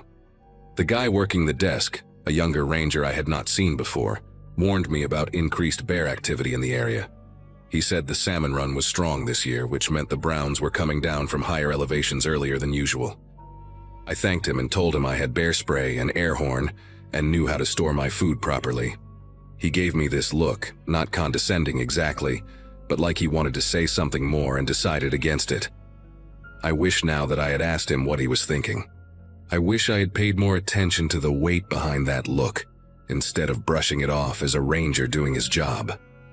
The hike in took me about 2.5 hours with my pack, which was heavier than usual, because I had brought extra food for a 5-day stay. I reached my usual campsite around 4 in the afternoon, plenty of daylight left to set up, and maybe get a few casts in before dinner. The spot sits on a slight rise about 60 feet from the riverbank, sheltered by a thick stand of spruce trees on 3 sides. The river curves there, creating a natural pool where the salmon tend to gather before pushing upstream.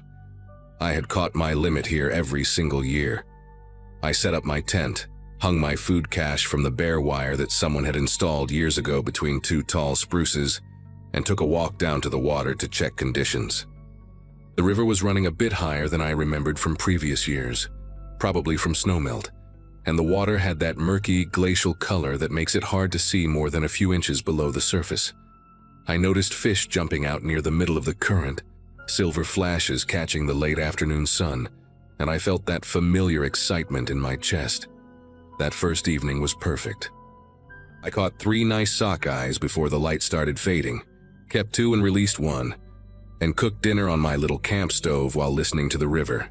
I did everything right with my food prep, cleaned the fish downstream from my camp, washed my hands and arms thoroughly, changed into clean clothes that I kept sealed in a dry bag. I was careful. I am always careful. Around 10, which is still pretty bright that far north in July, I noticed movement on the opposite bank. Maybe 200 yards away, a large brown shape moving through the brush. I could not see it clearly, but I knew what it was from the way it moved, that distinctive rolling gait. It did not seem interested in me, just working its way along the far shore, probably fishing in its own spots. I watched until it disappeared into the trees. Then I got into my tent and zipped everything up tight. I remember thinking how lucky I was to see one from a safe distance. I remember feeling grateful, not scared. I woke up around 3 in the morning to the sound of something moving through the brush near my tent. Heavy footsteps, slow and deliberate, crunching through the undergrowth, maybe 30 or 40 feet away. My heart started pounding so hard I could hear it in my ears. I lay completely still, barely breathing, my hand wrapped around the bear spray I always keep next to my sleeping bag. The footsteps circled. I could track them by sound, moving from the tree line behind my tent toward the river, then back again. At one point they stopped, and I heard this sound, a deep huffing breath followed by a low grunt. It was close enough that I could smell it, that musky, wet dog smell mixed with something rotten, probably fish. I do not know how long I lay there, maybe 20 minutes, maybe an hour. Eventually, the sounds moved off toward the river and I heard splashing in the distance. I did not sleep again that night. I just lay there with my eyes open, listening to every small noise, my body so tense that my muscles ached by morning. When the sun came up around 5, I got out of my tent to check the area. My legs were shaky and I felt that sick exhaustion you get when adrenaline has been pumping through you for hours. The ground near the tree line was torn up, deep gouges in the soft earth where something had been digging. And then I saw the tracks. They were massive, bigger than any bear print I had ever seen in my 6 years of coming here. I put my boot next to one of them for reference, and the print was easily twice the size of my foot, with claw marks extending several inches beyond the toe pads. I am not a wildlife expert, but I have seen enough brown bear tracks to know that this was an unusually large animal. The tracks led from the woods to a spot maybe 20 feet from my tent, circled around, and then headed down toward the river. I stood there looking at how close they came to where I had been sleeping, separated by nothing but a thin layer of nylon, and I seriously considered packing up and hiking out right then, but I talked myself out of it. That is what I keep coming back to, that moment of decision. I told myself the bear was just passing through, that it had not tried to get into my food cache, that it was probably more interested in the salmon than in me. I told myself I had driven 8 hours and hiked 4 miles, and I was not going to let one close encounter ruin my trip. I checked my food hang, which was untouched, and I made noise while I cooked breakfast, banging pots together and talking loudly to myself like all the guides recommend. I even did some fishing that morning, though I stayed closer to camp than usual, and kept my bear spray clipped to my waders at all times. I caught 1 salmon and released it because I did not want to deal with cleaning fish and creating more smells. The whole time I was on the water, I kept scanning the banks, the tree line, the bend in the river where I had seen the bear the night before. Nothing. The day was bright and warm, birds singing, river flowing, and I started to relax a little. I started to think maybe I had overreacted. Around 2 in the afternoon, I was sitting on a rock near the water, eating a granola bar and resting my feet when I saw it. The bear emerged from the brush on my side of the river, maybe 150 yards upstream. It was enormous, easily the biggest brown bear I had ever seen outside of photographs. Its fur was dark brown, almost chocolate-colored, with a distinctive silver patch on its shoulder. It walked to the water's edge and stood there, and then it turned its head and looked directly at me. I want to be clear about this because it matters. The bear saw me. It knew I was there. And instead of doing what bears usually do when they encounter humans, instead of running away or at least moving off, it started walking toward me along the riverbank. Not charging, not running, just walking. Steady and deliberate, like it had somewhere to be and I was on the path. I stood up slowly and grabbed my bear spray with one hand and my air horn with the other. I started backing away from the river toward my campsite, keeping the bear in my sight the whole time. I pressed the air horn, and the blast echoed across the water, loud enough to hurt my ears. The bear paused for a second, maybe two, then kept coming. I yelled and waved my arms over my head, trying to make myself look bigger. Nothing. It just kept that same steady pace, closing the distance between us. 75 yards now, maybe less. I could see its face clearly. The small dark eyes, the dish-shaped profile, the way its ears were pointed forward with focus and intent. My brain was screaming at me to run, but I knew that was the worst thing I could do. You cannot outrun a brown bear. You cannot outswim one either. I kept backing up, stumbling over rocks and roots, and I hit the air horn again, 3 short blasts. The bear did not even flinch. It reached the spot where I had been sitting and it stopped there, sniffing the rock, sniffing the ground where I had dropped my granola bar wrapper. And then it lifted its head and looked at me again, and it made this sound, a low, rumbling grunt that I felt in my chest more than heard. I do not know what made me decide to go for the river. Maybe some survival instinct kicked in, or maybe I just panicked and made a stupid choice. My campsite was behind me, but the bear was between me and the trail that led back to the road. The river was to my left, and on the other side of the river was more wilderness. But at least it was distance. At least it was something. The bear started moving again, faster now, and I turned and ran for the water. The cold hit me like a wall when I plunged in, that glacial runoff so cold it locks up your muscles and steals your breath. I was only in up to my waist, but the current was strong, pulling at me, and I could barely feel my legs. I pushed forward, half swimming and half wading, trying to reach the far bank. I heard splashing behind me, and I did not look back. I just kept going, my arms numb and clumsy in the freezing water. The riverbed was all loose rocks and sudden drop-offs, and twice I went under, swallowing water that tasted like ice and silt. When I finally dragged myself onto the opposite bank, I was shaking so hard I could barely stand. I turned around, expecting to see the bear swimming after me or already on my side of the river. But it was just standing at the edge of the water on the far bank, right where I had gone in, watching me. It did not try to follow, it just stood there, and after a minute or two it turned and walked back toward my campsite, disappearing into the trees near where my tent was set up. I was soaking wet, freezing, starting to feel that dangerous sleepiness that comes with hypothermia. And all my gear, my food, my truck keys, my phone, everything was on the other side of the river, with a bear that had just chased me into glacial water. I had my bear spray still clutched in my hand, but that was it. No dry clothes, no fire starter, no way to call for help. I started walking downstream along the bank, trying to keep moving, trying to generate body heat. I knew there was a fishing lodge about 6 miles downriver. I had seen it on my map when planning the trip.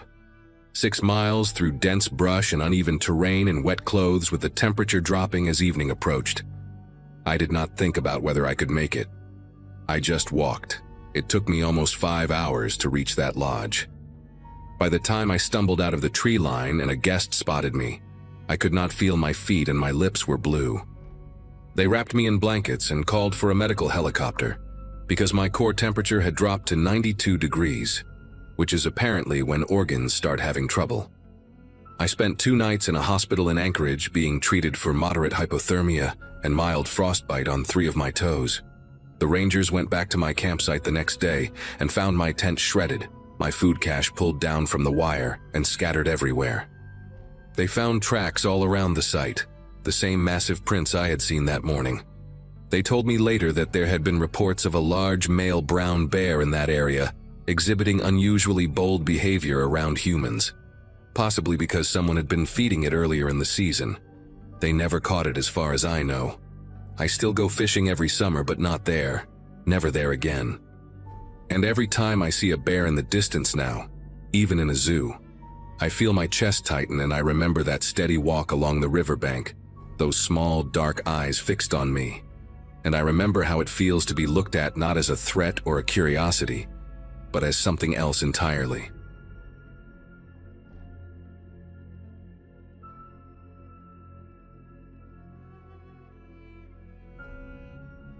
November in Alaska feels like the world is slowly dying, and that particular November felt worse than most. I had been covering crime stories for the Anchorage Daily Herald since my journalism school graduation back in 2009, staying in this frozen corner of the country because the isolation bred stories nobody else wanted to touch. My editor dropped a folder on my desk containing 6 missing persons cases spanning 15 years, all connected to an abandoned copper mine called Raven Shaft near a forgotten town named Ketchum Falls. The mine had been closed since 1987 after a collapse killed 4 workers, but hikers and amateur explorers kept wandering in over the decades. None of them came back out. Local authorities had stopped sending search parties after the 3rd disappearance because the cave system was too unstable, too deep, and too cold. The families never got answers. The cases went cold, and something about that silence made me volunteer to investigate. I spent 3 weeks researching before I ever set foot near that mountain. The mine entrance sat about 40 miles from the nearest paved road, accessible only by a rough trail that became impassable once the heavy snow arrived in December. I connected with a geological survey team from the University of Fairbanks, who had been trying to get funding to map the cave system for years. Their leader was a woman named Ingrid Solberg, maybe 50 years old with sun-damaged skin and a handshake that could crush walnuts. She had lost a graduate student to Raven Shaft in 2014 and had been petitioning the state to either seal the entrance permanently or fund a proper documentation expedition. When I told her about the article I wanted to write, she offered me something better than an interview. She invited me to join a 5-person team heading into the mine that Friday to recover whatever evidence they could find before winter sealed the mountain for good. I said yes without hesitating, which, looking back, was the first of many mistakes. Our team assembled at a ranger station about 20 miles from the site on a Friday morning, so cold that my breath crystallized on my eyelashes. Besides Ingrid and myself, there was her colleague Desmond Yates, a soft-spoken geologist in his early 60s who had mapped caves across 3 continents, and 2 younger researchers named Cynthia Park and Jonah Fielding. Cynthia handled the audio and video documentation equipment, a serious woman with cropped black hair who barely spoke during the drive-up. Jonah was the safety coordinator, responsible for the ropes, the harnesses, and the emergency protocols that I prayed we would never need. He had this nervous habit of checking his gear over and over, running his fingers along the carabiners like rosary beads. The ranger who met us was a grizzled man named Cliff Bjornson, who had been stationed in this region for over 20 years. He made us sign liability waivers that essentially said the state of Alaska bore no responsibility if we died in that hole. He also told us that if we were not back by nightfall, nobody was coming to find us until spring. The hike to Raven Shaft took nearly 4 hours through terrain that wanted to kill us with every step. The trail, if you could call it that, wound through dense spruce forest before climbing a rocky slope scattered with loose shale and patches of black ice. Ingrid led the way with the confidence of someone who had made this journey before, though I noticed her pace slow as we approached the final ridge. The mine entrance appeared suddenly, a dark wound in the gray mountainside framed by rotting timber supports that had somehow survived decades of harsh winters. A faded warning sign hung crooked from a rusted chain, the words barely legible beneath layers of grime and lichen. The opening was maybe 8 feet wide and 6 feet tall, sloping downward at a steep angle into absolute darkness. Standing there, feeling the cold air rushing up from the depths like the mountain was exhaling, I understood why people called this place cursed. Not because of anything supernatural, but because it felt hungry in a way that only truly dangerous places can feel. We descended into Raven Shaft just after noon, roped together in a line with Jonah at the front and Desmond bringing up the rear. The temperature dropped dramatically within the first 100 feet, and the quality of darkness changed from the soft gray of an overcast day to something thicker, something that seemed to press against our headlamps like a living thing.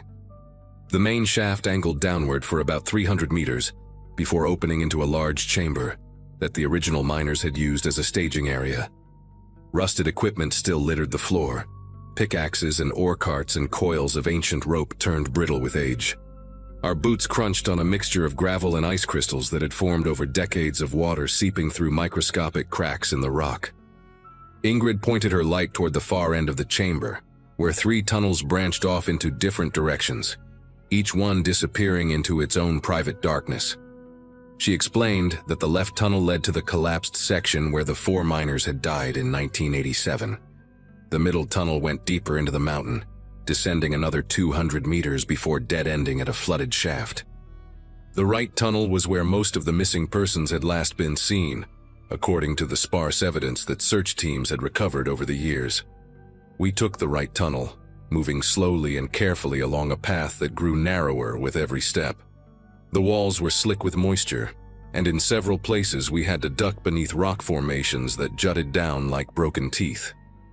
Cynthia documented everything with her camera, capturing the strange beauty and the undeniable menace of a place that had swallowed so many people whole. About 40 minutes into the tunnel, Jonah stopped us with a raised fist. His headlamp had caught something reflective ahead, wedged between 2 rocks near the base of the wall.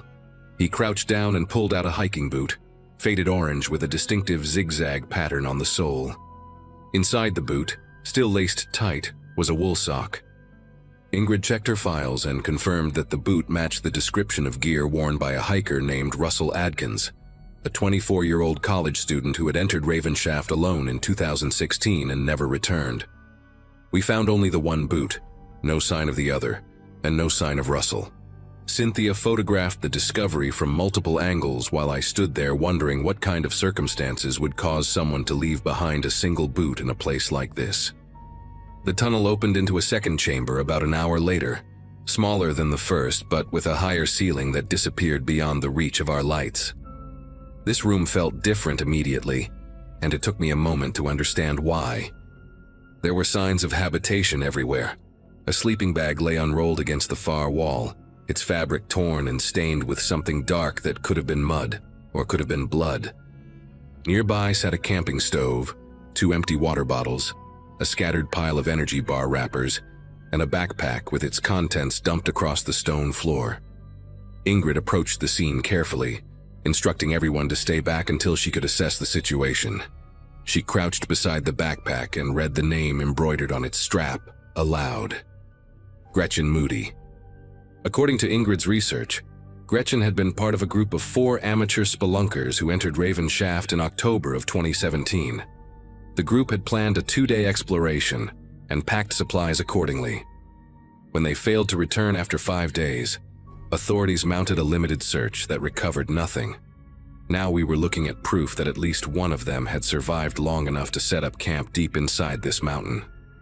Desmond found the audio recorder tucked inside a crevice near the sleeping bag, protected from the elements by an overhang of rock.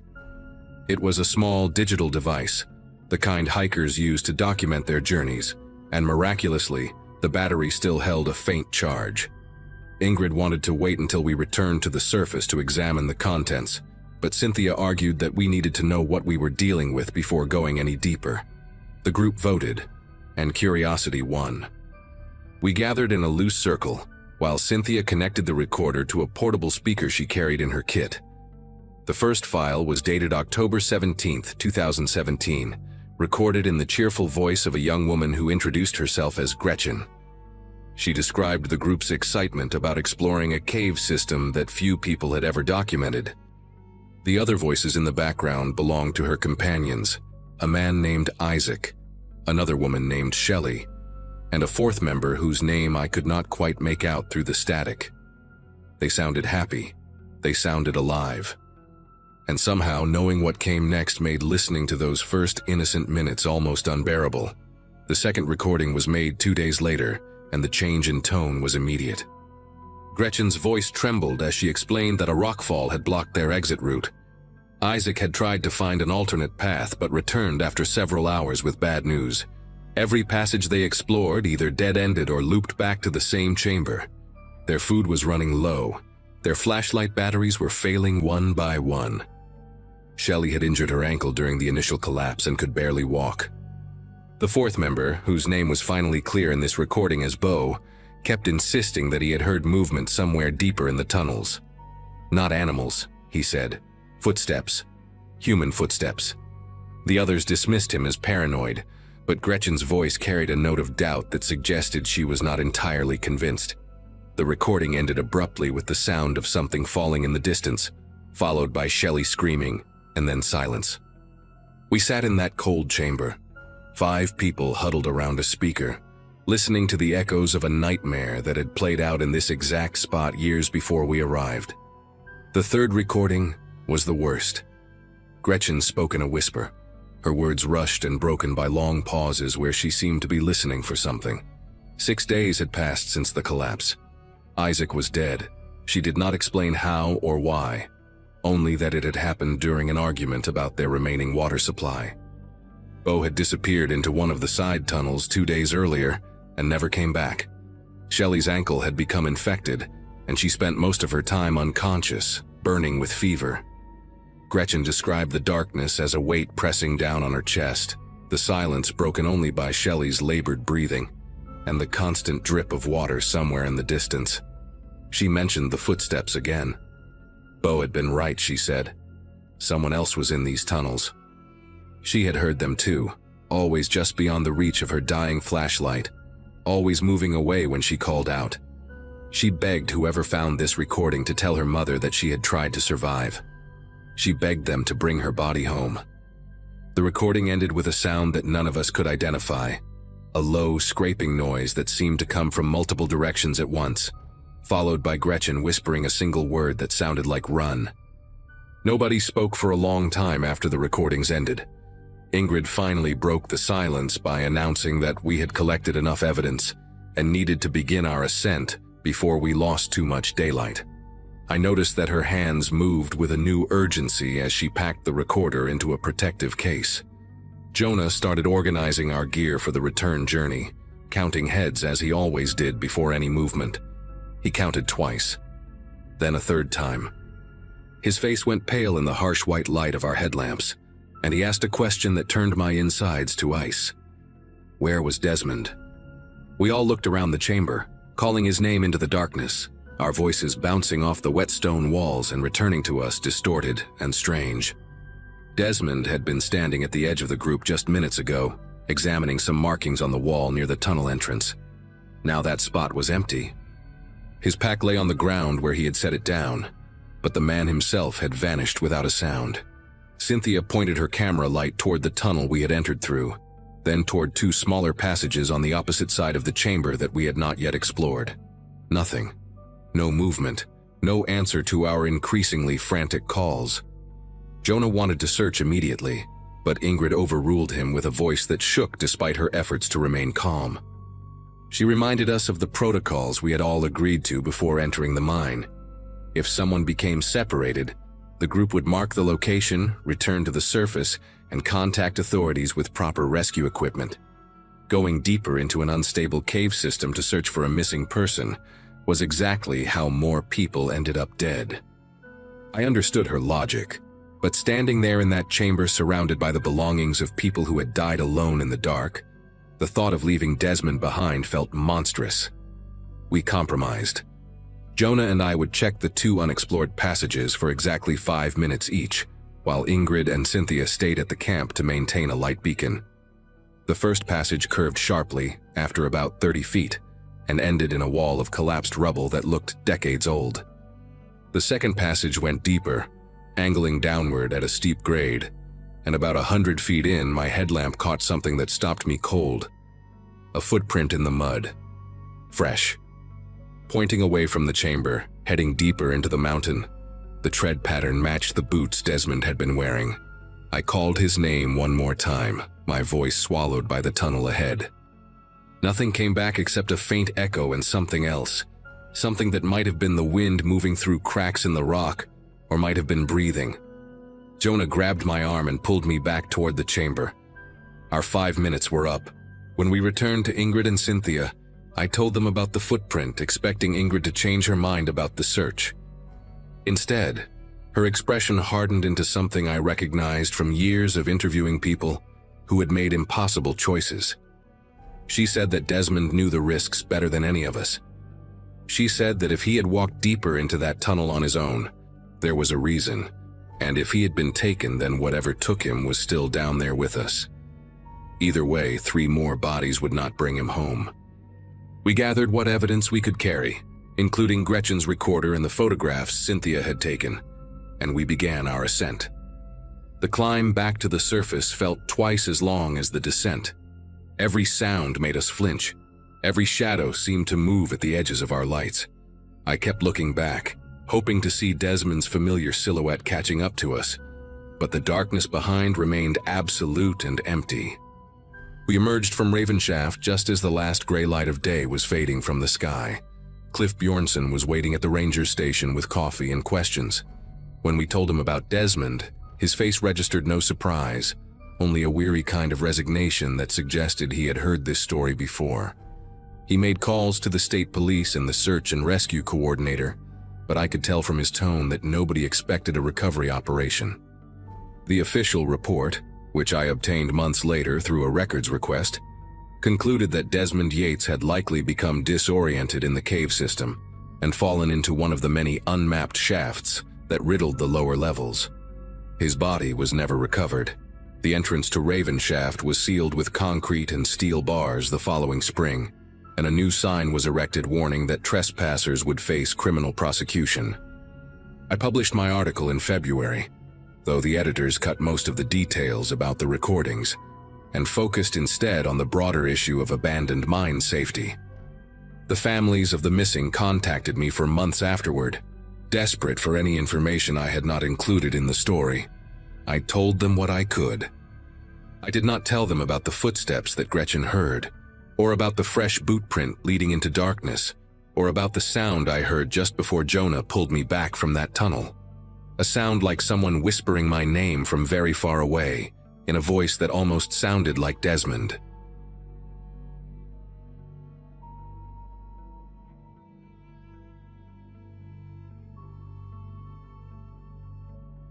My truck died somewhere between Talk and Delta Junction on a stretch of highway that looked exactly like the last 100 miles.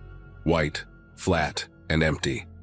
The temperature gauge had been showing -47 for the past hour, and I remember thinking that number seemed almost fake, like something from a documentary about Antarctica, rather than a road I was actually driving on. I had taken this relocation job from Seattle to Fairbanks because the salary was too good to pass up, and my 10-year high school reunion a few months back had been a reminder that everyone I grew up with was buying houses and having kids, while I was still splitting rent with roommates.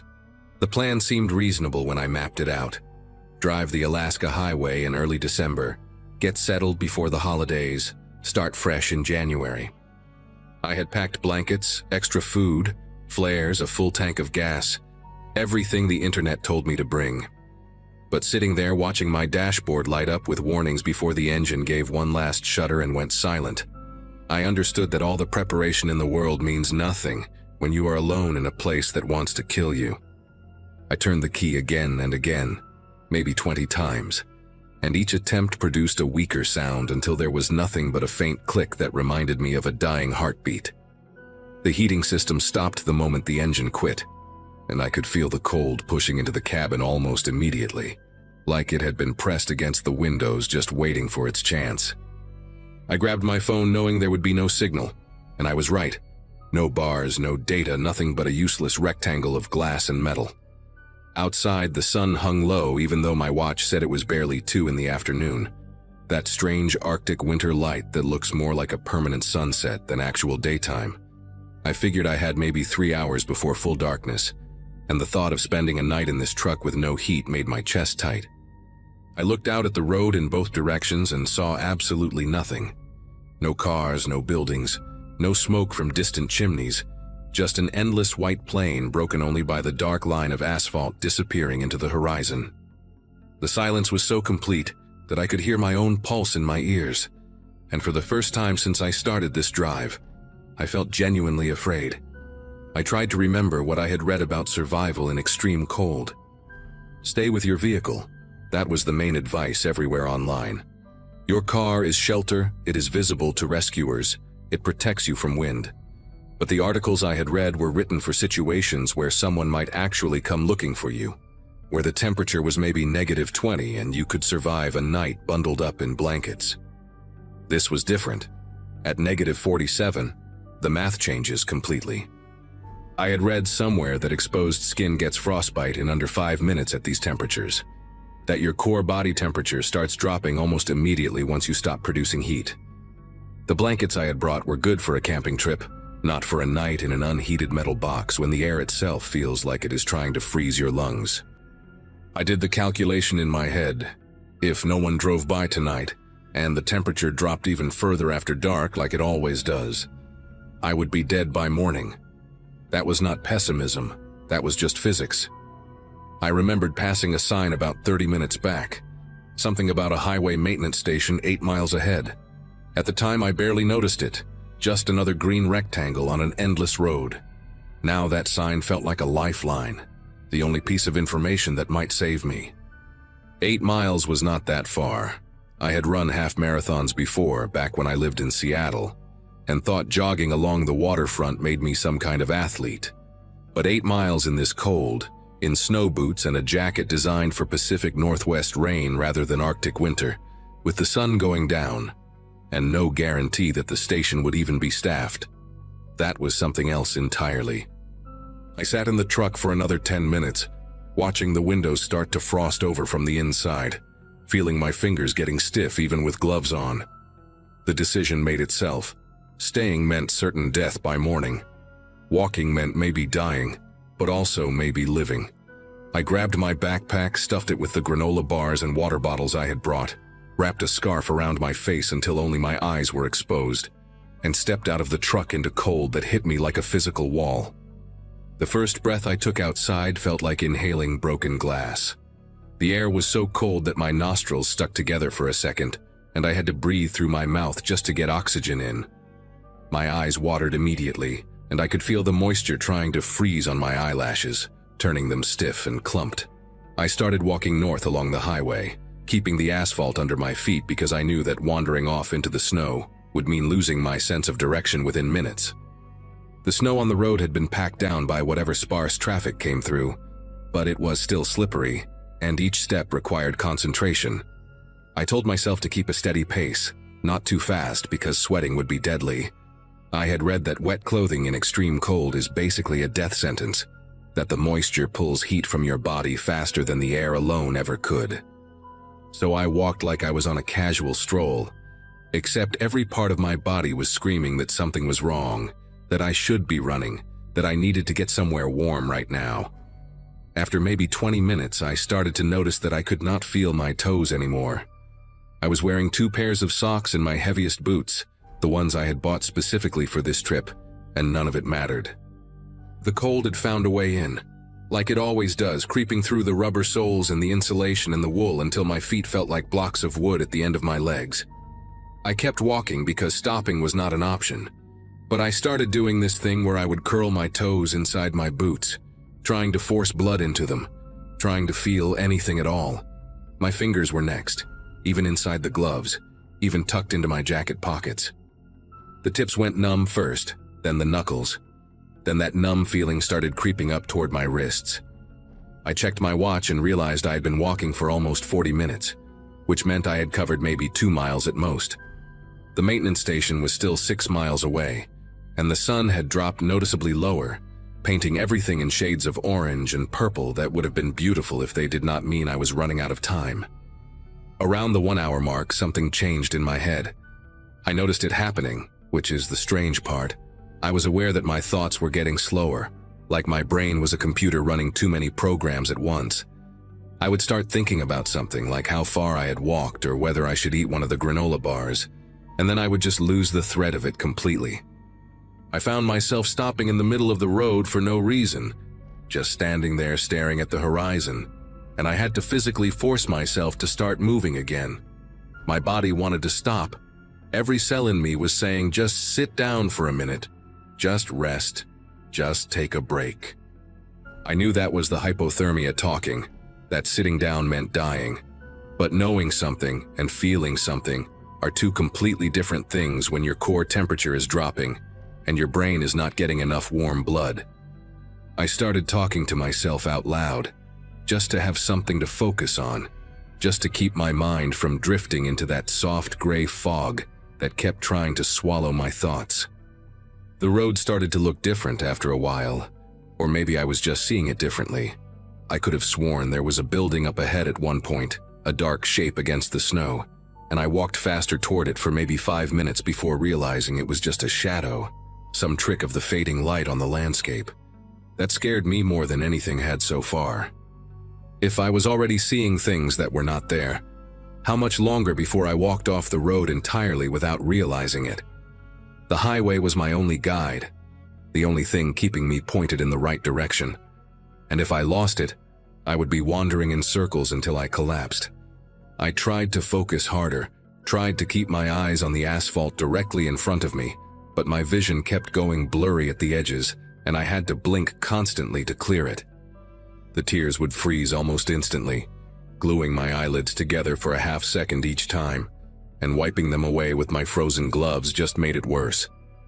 I realized I had stopped feeling cold, which should have been a relief, but I knew it was actually a very bad sign. When you stop shivering, when the cold stops hurting, that means your body has given up trying to warm itself. That means you are in serious trouble. I do not know exactly when I left the road. That is the part that haunts me when I try to piece together what happened. The gap in my memory, where the highway just disappears, and suddenly I was walking through open snow with no idea how I got there. One moment I was following the dark line of asphalt, telling myself to keep going, keep moving, and the next I was knee-deep in powder with nothing around me but white in every direction. I must have wandered off during one of those foggy moments when my brain checked out, maybe saw another phantom building in the distance and walked toward it without thinking. I tried to turn around, tried to find the road again, but everything looked exactly the same.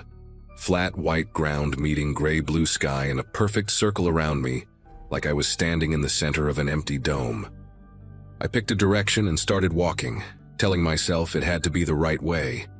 But even as I moved, I knew I was guessing, knew I could be walking deeper into nothing instead of back toward the highway. The sun was almost gone now, just a thin red line on the horizon, and the temperature was dropping even further. I could feel it in my chest, each breath harder than the last, like the air itself was thickening into something my lungs could not process. My legs stopped working properly somewhere in that white emptiness. First, they just felt heavy, like I was wading through water, and then they started refusing to bend the way I wanted them to. I fell twice, maybe 3 times, and getting back up took longer each time. The last time I went down, I remember lying there in the snow and thinking how soft it was, how it almost felt warm compared to the air, how maybe I could just rest here for a minute before continuing. Part of my brain was screaming at me to get up, screaming that this was exactly how people die.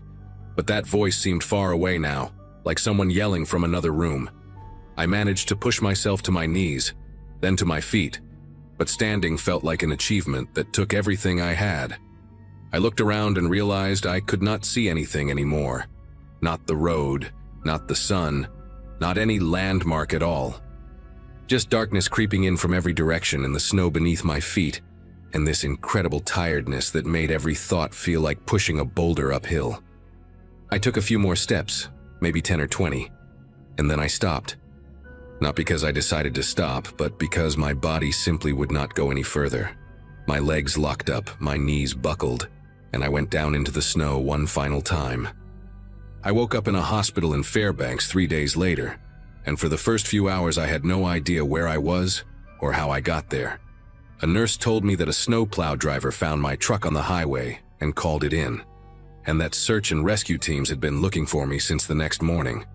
They found my trail of footprints leading away from the vehicle, followed them for about 4 miles along the road, and then tracked where I had wandered off into the open terrain. The footprints just stopped, she said, in the middle of a flat white field about 2 miles from the highway. No body, no sign of where I went after that. They searched for hours with dogs and helicopters, expanding the radius, checking every depression in the snow. A volunteer on a snowmobile finally spotted me nearly a mile from where my tracks ended, lying face down in a shallow ditch that had been invisible from the air.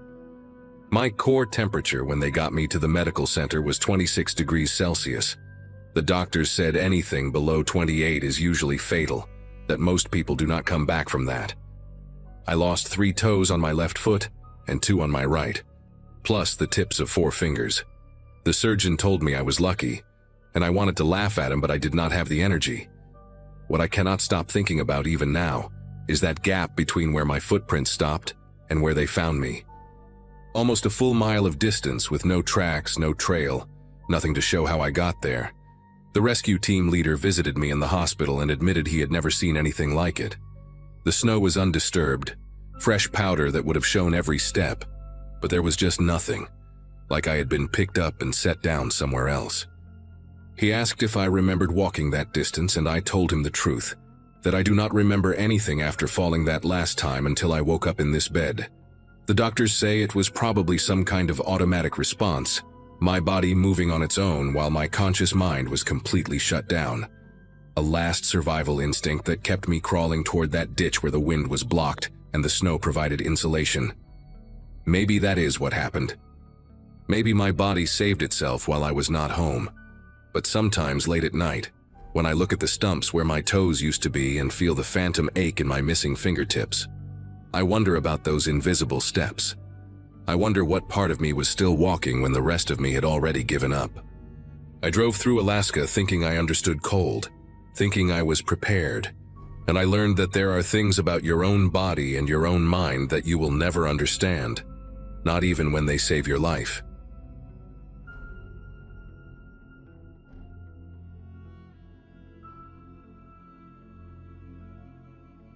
Seattle had given me everything I thought I wanted. A steady job at a busy clinic, a decent apartment, friends who understood the chaos of 12-hour shifts. But somewhere around my 10th year as a nurse practitioner, the routine started to feel like a slow suffocation. I needed something different, not just a change of scenery, but a complete reset. The kind you only get when you put 1,000 miles between yourself and everything familiar. When I saw the posting for a public health position in Koyukak, a village of about 200 people in interior Alaska, something clicked. My nursing school classmates were buying houses in the suburbs, scheduling playdates, posting photos of their kitchen renovations. Meanwhile, I was signing a 2-year contract to work in a place most people could not find on a map. The salary was decent, housing was provided, and the job description mentioned everything from wellness checks to emergency response. My mother cried when I told her. My father just shook his head and asked if I had lost my mind. I arrived in Koyukak on the last day of August, when the tundra was still gold and rust-colored, and the daylight stretched past 9 at night. A bush plane dropped me at a gravel airstrip about half a mile from the village center, and a man named Irving Tukala picked me up in a battered pickup truck that looked older than me. Irving worked for the tribal council and had been assigned to help me settle in. He was maybe 60, with deep lines carved into his face and hands that looked like they had been shaped by decades of hard labor. He did not say much during the drive, just pointed out landmarks, the community center, the general store, the fuel depot. When we passed a cluster of houses set apart from the others, he slowed down slightly. "Moreau family," he said, his voice flat. "They keep to themselves." I nodded, not thinking much of it at the time. Small towns always have their dynamics, their unspoken boundaries.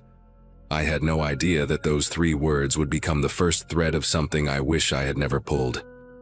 My first few weeks went smoothly enough. The health clinic was a small building with peeling paint and equipment that looked like it belonged in a museum, but it was functional.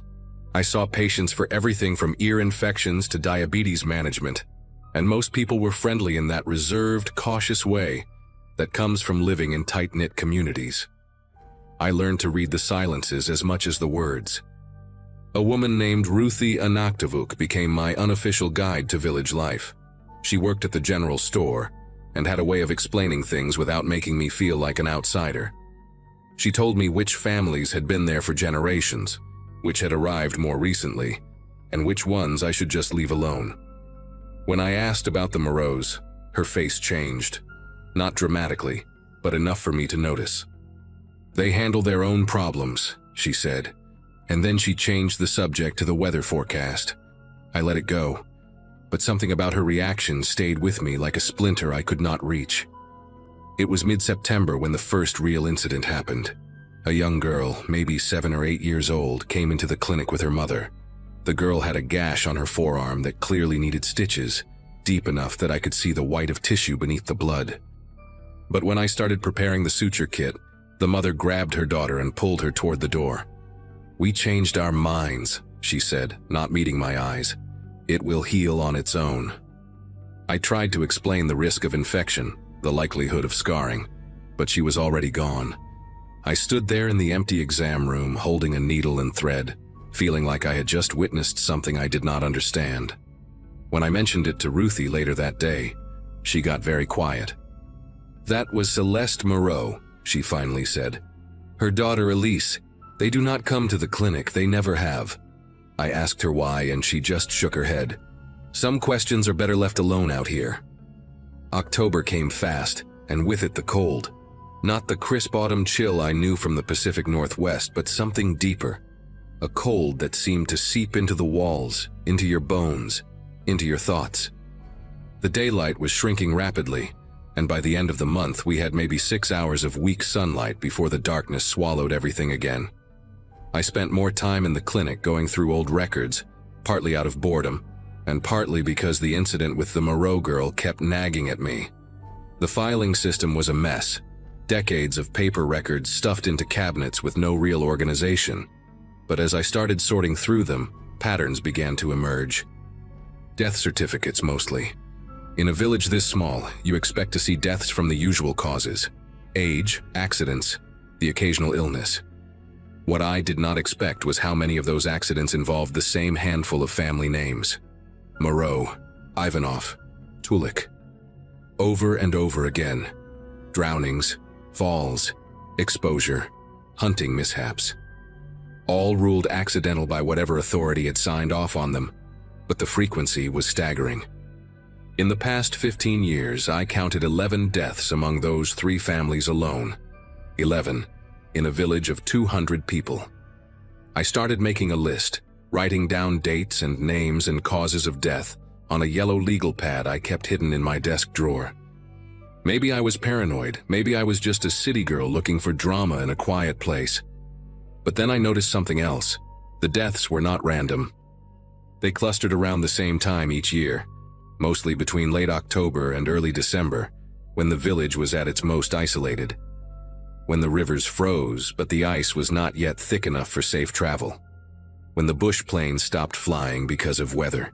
When getting out of Koyukak became nearly impossible. I sat in my small clinic office with that legal pad in front of me, the wind howling outside, and I felt a chill that had nothing to do with the temperature. Someone was dying in this village almost every year, right around this time, and everyone was pretending it was normal. I made the mistake of asking questions. Not directly, not at first. I thought I was being subtle. I mentioned to Irving that I had been organizing the old records and noticed a lot of accidents over the years. He looked at me for a long moment, his expression unreadable, and then said, "Alaska is a dangerous place. People die." That was it. Conversation over. I tried a different approach with Ruthie, asking about the Ivanov and Tulik families, whether they were related to the Moreaus. She stopped stocking shelves and turned to face me with something in her eyes I had not seen before. Fear, maybe, or warning. "You are a good person," she said slowly. "You came here to help, so let me help you. Stop looking at those old papers. Stop asking about those families. Just do your job, get through the winter, and when spring comes you can decide if you want to stay or go. But right now you need to stop." Her voice was barely above a whisper by the end. I wanted to argue, to push back, but the look on her face made the words die in my throat. She was genuinely afraid, and not for herself. That night I came home to find my cabin door unlocked. I always locked it. That was a habit from Seattle that I never broke. My first thought was that maybe I had forgotten, that the isolation was getting to me. But when I stepped inside and turned on the light, I knew someone had been there. Nothing was taken. Nothing was damaged. But my desk drawers were open, and the yellow legal pad where I had been keeping my notes was sitting in the middle of my bed. It had been in my clinic office. Someone had taken it, brought it here, and left it where I would be sure to find it. A message. I picked up the pad and flipped through it. All my notes were still there. Every name and date I had written down. But on the last page, someone had added a single sentence in handwriting that was not mine. The winter is long and accidents happen. I stood there in my freezing cabin holding that legal pad, and for the first time since I arrived in Koyukuk, I felt truly afraid. Not curious, not unsettled, afraid. Because whoever wrote that note knew exactly what I had been doing, and they wanted me to know that they knew. I should have stopped. Any rational person would have stopped. But fear does strange things to you. Sometimes it paralyzes, and sometimes it pushes you to do exactly what you should not do. The next morning, I went to the tribal council office and asked to see the village census records from the past 20 years. The woman behind the desk, someone I had never spoken to before, looked at me like I had asked for the nuclear launch codes. She said the records were not available to outside contractors, that I would need special permission from the council elders. I asked how I could get that permission. She smiled without warmth and said the council only met once a month, and the next meeting was not until December. I walked out of that office knowing I had just put another target on my back. That afternoon, I tried to call my mother using the satellite phone at the community center, the only reliable way to reach the outside world. The phone was broken. It had worked fine the week before. The man who ran the center, a quiet guy named Amos Chukwu, said a part needed to be ordered and it would take a few weeks. He did not look at me when he said it. November arrived like a door slamming shut. The last supply plane came in on the 3rd, and the pilot told me the weather window was closing fast. He asked if I wanted to leave, said he could make room for one more passenger. I thought about it. I thought about the note on my bed, the broken satellite phone, the way people had started looking at me differently, like I was a problem that needed to be managed. But leaving felt like surrendering to something I did not understand, and some stubborn part of me refused to give them that satisfaction. So I watched the plane take off and disappear into a gray sky, and I told myself I had made the right choice. By the middle of the month, the river was frozen solid, and the snow was waist-deep in places. The temperature dropped to 30 below zero, then 40. The village became a small cluster of lights in an endless darkness, cut off from everything. And somewhere out there in one of those houses, people were waiting for something. I did not know what, not yet, but I was about to find out. It was November 19th when Ruthie came to my cabin after dark. She had never visited me at home before, and when I opened the door and saw her standing there in the cold, her breath coming out in white clouds, I knew something had changed. She pushed past me without waiting to be invited, and stood in the middle of my small living room, rubbing her hands together. "There is going to be an accident soon," she said, her voice tight. "The Moreaus owe a debt. They have owed it for 3 generations. The Ivanovs and the Tulleks, they owe debts too. That is how it works here. That is how it has always worked." I asked her what she meant by debt, and she told me a story that made everything click into a horrible place. Decades ago, before the village had any real connection to the outside world, the founding families made agreements with each other. Land rights, hunting territories, marriages, resources. When someone broke an agreement or wronged another family, there was a price. Not money, not property, blood. A life for a life passed down through generations until the debt was paid. It sounded insane, like something out of a history book about feudal societies. But Ruthie was not joking, and the fear in her eyes was absolutely real. She told me that the Moreau family had one more death owed to the Chukwu family, a wrong committed by someone's great-grandfather that had never been settled. This year, the debt was being called in. Elise, the little girl I had tried to help in September, was the one they had chosen. That was why her mother refused medical treatment. In their minds, there was no point in healing someone who was already marked. I felt sick. I asked Ruthie why she was telling me this, why now, and she said it was because I was the only person in the village who might actually do something. Everyone else had grown up with this system. They accepted it the way you accept gravity, not because it was right, but because it had always been there. Outsiders were usually discouraged from staying long enough to notice anything. But I had noticed, and I had kept asking questions. and now I was the only wild card in a game that had been playing out for generations. I did not sleep that night. I sat in my cabin with every light on, thinking through my options. Running was not possible. The snow was too deep, the cold too extreme, and the nearest town was over 60 miles away through wilderness. The satellite phone was still broken. I had no way to contact anyone outside. But I had something else: the clinic. Medical supplies, locked cabinets, and most importantly, a shortwave radio that I had seen in the back storage room during my first week. It was old and covered in dust, probably left over from the 80s, but it might still work. Before dawn, I walked to the clinic through knee-deep snow, my flashlight cutting a thin beam through the darkness. The radio was exactly where I remembered it. Took me almost an hour to figure out how to operate it, my fingers numb and clumsy. But finally I managed to reach a state trooper station in Fairbanks. I told them everything: the pattern of deaths, the threats, the little girl who was in danger. The officer on the other end sounded skeptical at first, but something in my voice must have convinced him, because he said he would send a team as soon as the weather cleared.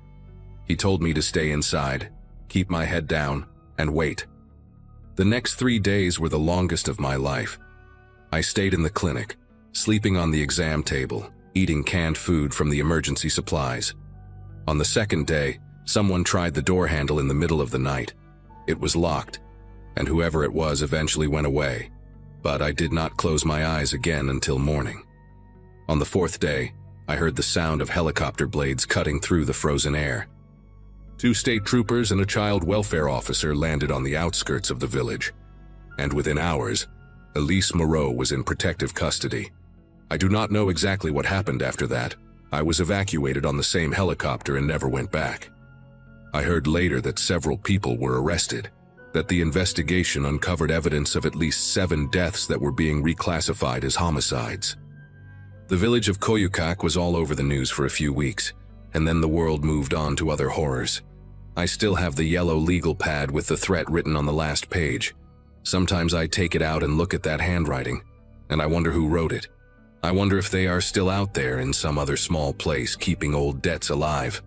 And I wonder how many other villages exist where the winter is long and accidents happen and nobody asks why.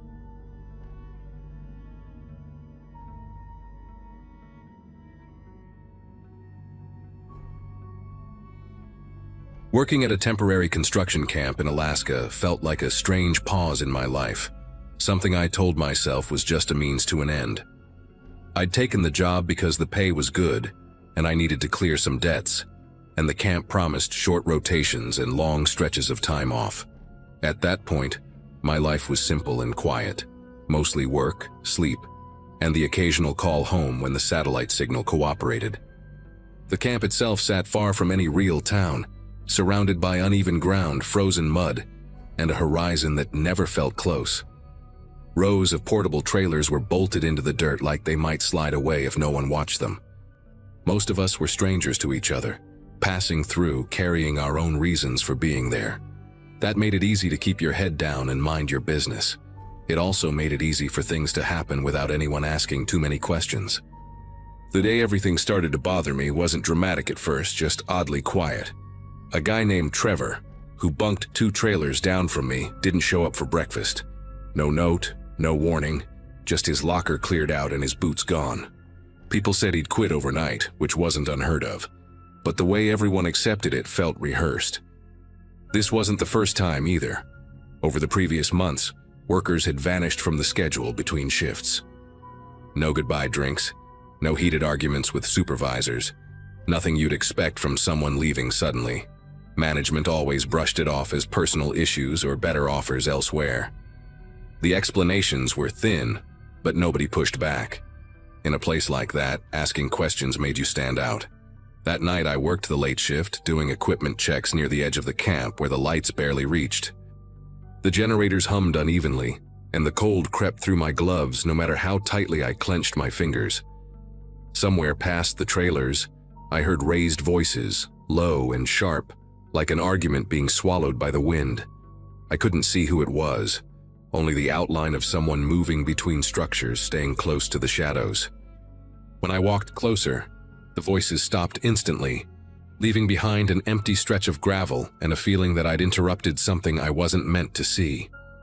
Later, in the break room, a newer worker named Eli sat staring at the floor, jaw clenched, refusing to meet anyone's eyes.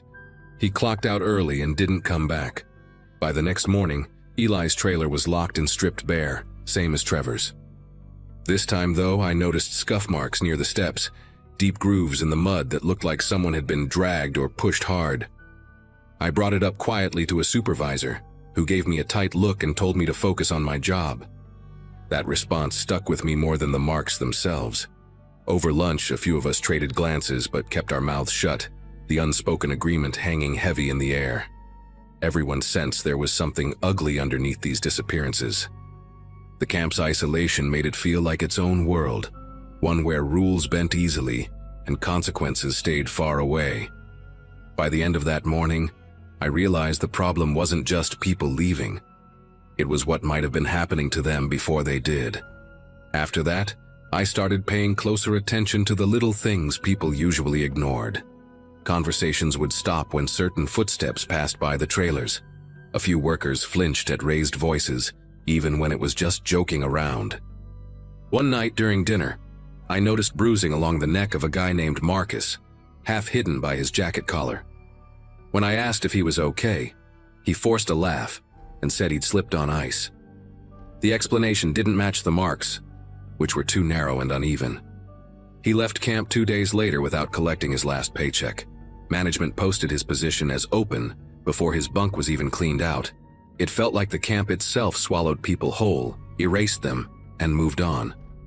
The tension peaked during a night shift when one of the welders, Aaron, failed to check in at the end of his rotation.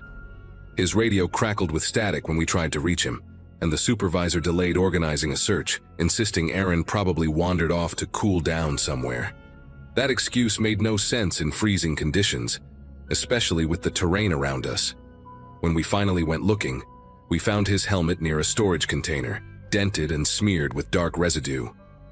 No blood trail, no signs of a fall, just silence and the wind dragging loose plastic against metal.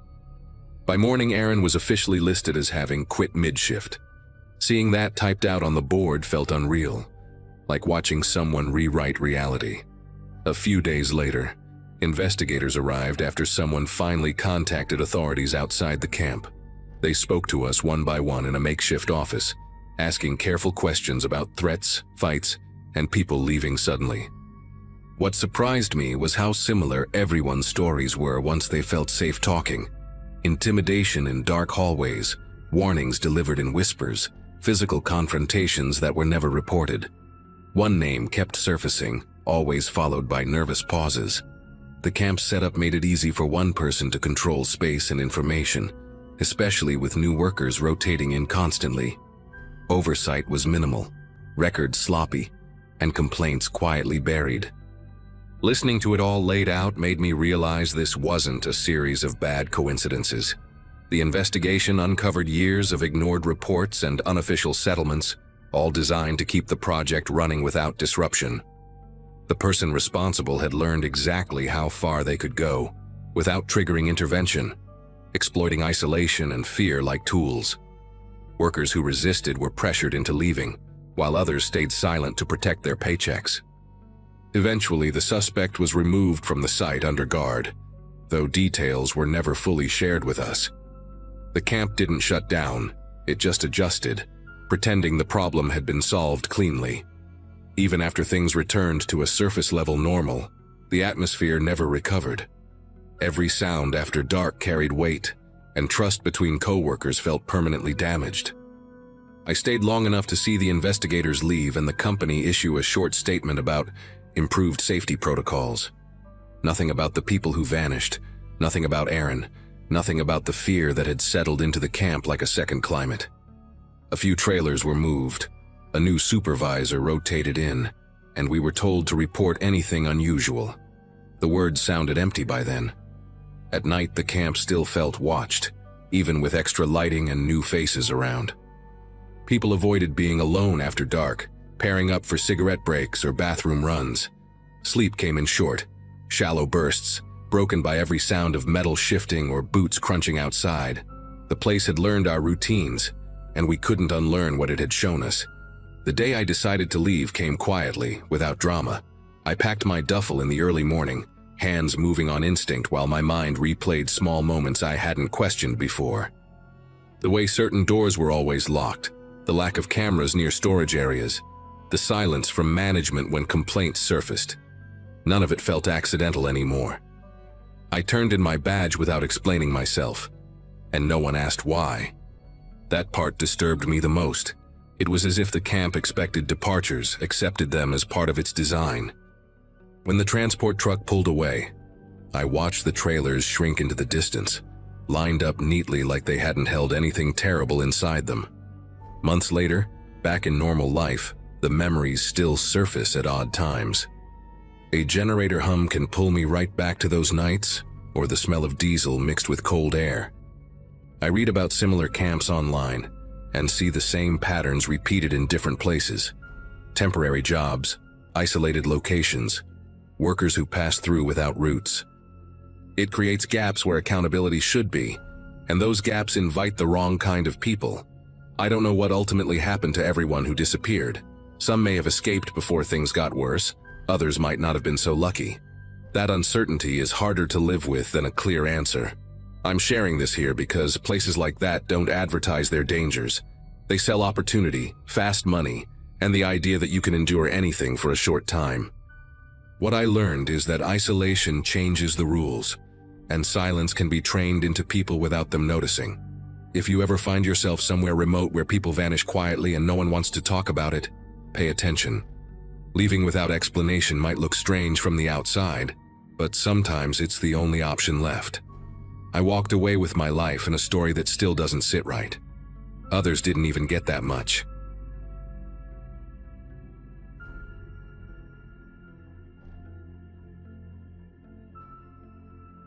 At that point in my life, I was drifting between seasonal jobs, chasing contracts the way some people chase weather. Alaska felt like the right kind of distance. I was in my late 20s, traveling alone, working temporary gigs wherever someone needed an extra pair of hands before winter shut everything down. I didn't have much tying me anywhere, just a packed car, a notebook with phone numbers, and a habit of trusting my own planning a little too much. That morning started like dozens of others on the road, cheap coffee, stiff muscles, and a long stretch of highway waiting ahead. I remember thinking that if I could reach the next town before dark, everything would stay on schedule. The light was already thinner than I liked, stretched low and pale across the road. Still, nothing about the day felt dramatic or unusual. It felt routine, and that's what makes it hard to explain now. The roadside stop sat alone against miles of nothing, a squat building with buzzing fluorescent lights, and a parking lot chewed up by gravel. Inside, the air smelled like burnt coffee and old fryer oil, the kind that sticks to your clothes. The woman behind the counter had tired eyes and kept glancing at the clock on the wall, tapping her pen like she was counting down to freedom. I told her I was heading toward the next town and expected to be there before nightfall. She gave me a look that lingered a second too long, then said something vague about the road being quiet lately. There was a corkboard near the door with handwritten notes for rides, missing dogs, odd local ads. One of the papers had been torn halfway down, as if someone changed their mind mid-sentence. I paid, thanked her, and walked back outside with that image still stuck in my head. The drive after that felt different, though nothing obvious had changed. The highway narrowed and twisted, the trees pressing closer, swallowing sound. Radio stations dissolved into static, then vanished altogether, leaving only the low hum of the engine. I noticed a vehicle behind me for a while, dark-colored, hard to pin down, but it never got close enough for me to read anything useful.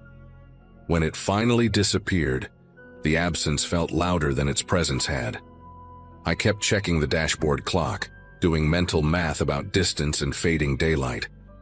The sky was slipping toward that heavy blue-gray that comes fast in remote places. I told myself I was imagining tension where there was none. Being alone that long messes with your head, or at least that's what I believed then. The last clear memory I have of that stretch comes from pulling over near a wide shoulder, thinking I should double-check my map before continuing. The engine cut, and the silence rushed in immediately, thick and pressing. My keys weren't in the cup holder where I always dropped them, which struck me as odd enough to make my chest tighten. I searched the seats, the floor, the console, telling myself not to jump to conclusions. That's when I noticed how untouched everything else was. My bag still zipped, jacket folded the way I'd left it. No sign that anyone had been inside the car. The road was empty in both directions, stretching endlessly, offering no clues and no comfort. Standing there, surrounded by wilderness that didn't care whether I existed or not, I understood how easy it would be for someone to vanish without a sound. What I didn't realize at the time was how quickly small decisions start stacking up when you're isolated. I stood there longer than I should have, listening to the wind scrape through the brush and feeling watched without seeing anyone. After a while, I noticed impressions in the gravel that didn't match my tires, faint but fresh, angled as if another vehicle had stopped nearby and then rolled on. It bothered me enough to make me scan the tree line, counting breaths, telling myself to stay calm and practical. I locked the car out of habit even though I couldn't find the keys, and that contradiction made my head spin. The light kept thinning, draining color from everything, and the idea of waiting there suddenly felt reckless. I decided to walk a short distance down the highway, thinking maybe the keys had fallen when I stepped out. That choice still echoes in my mind. The road felt longer on foot, every sound magnified by the emptiness. Gravel shifted under my boots, loud enough to make me wince. After a few minutes, I heard an engine somewhere behind me, slow and steady, not rushing. I moved closer to the shoulder, rehearsing what I'd say if someone stopped, friendly but guarded, grateful but not desperate. The vehicle passed without slowing, close enough that I caught a glimpse of the driver's profile. Eyes forward, jaw tight, both hands high on the wheel. No wave, no acknowledgement. The wind carried the smell of exhaust for a moment, then swallowed it. That was when the reality of my situation settled in fully. Night was coming fast, and I was suddenly very alone.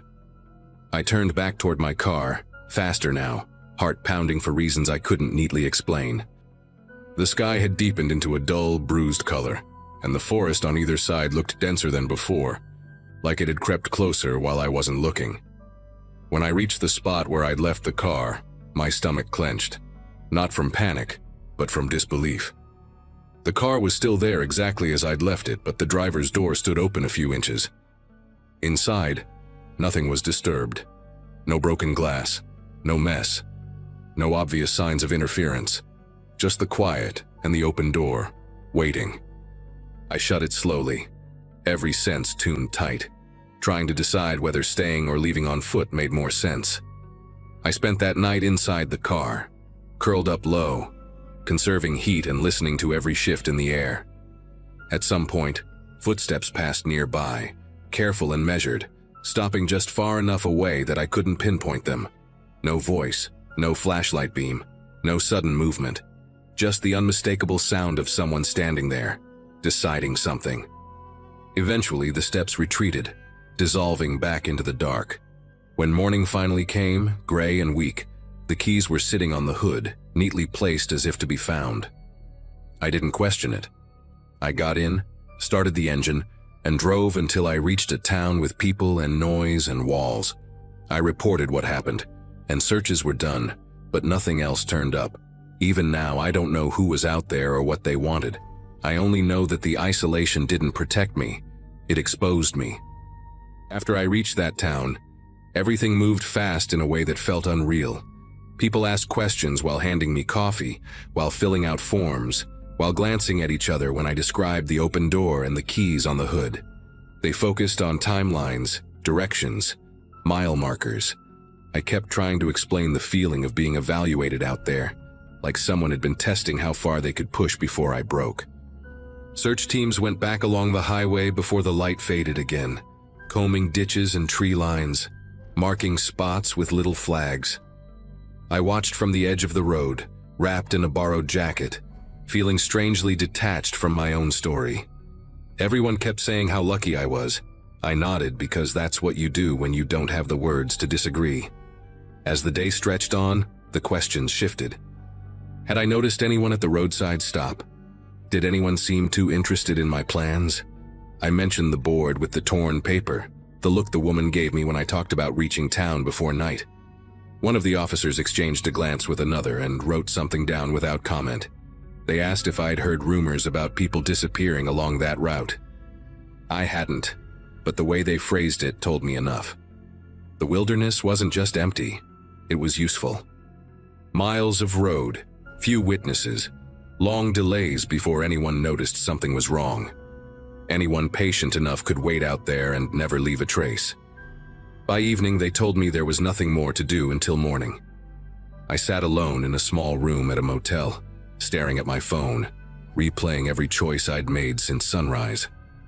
I realized how close I'd come to doing exactly what I said at the counter, pushing forward until dark, trusting the road to take care of me.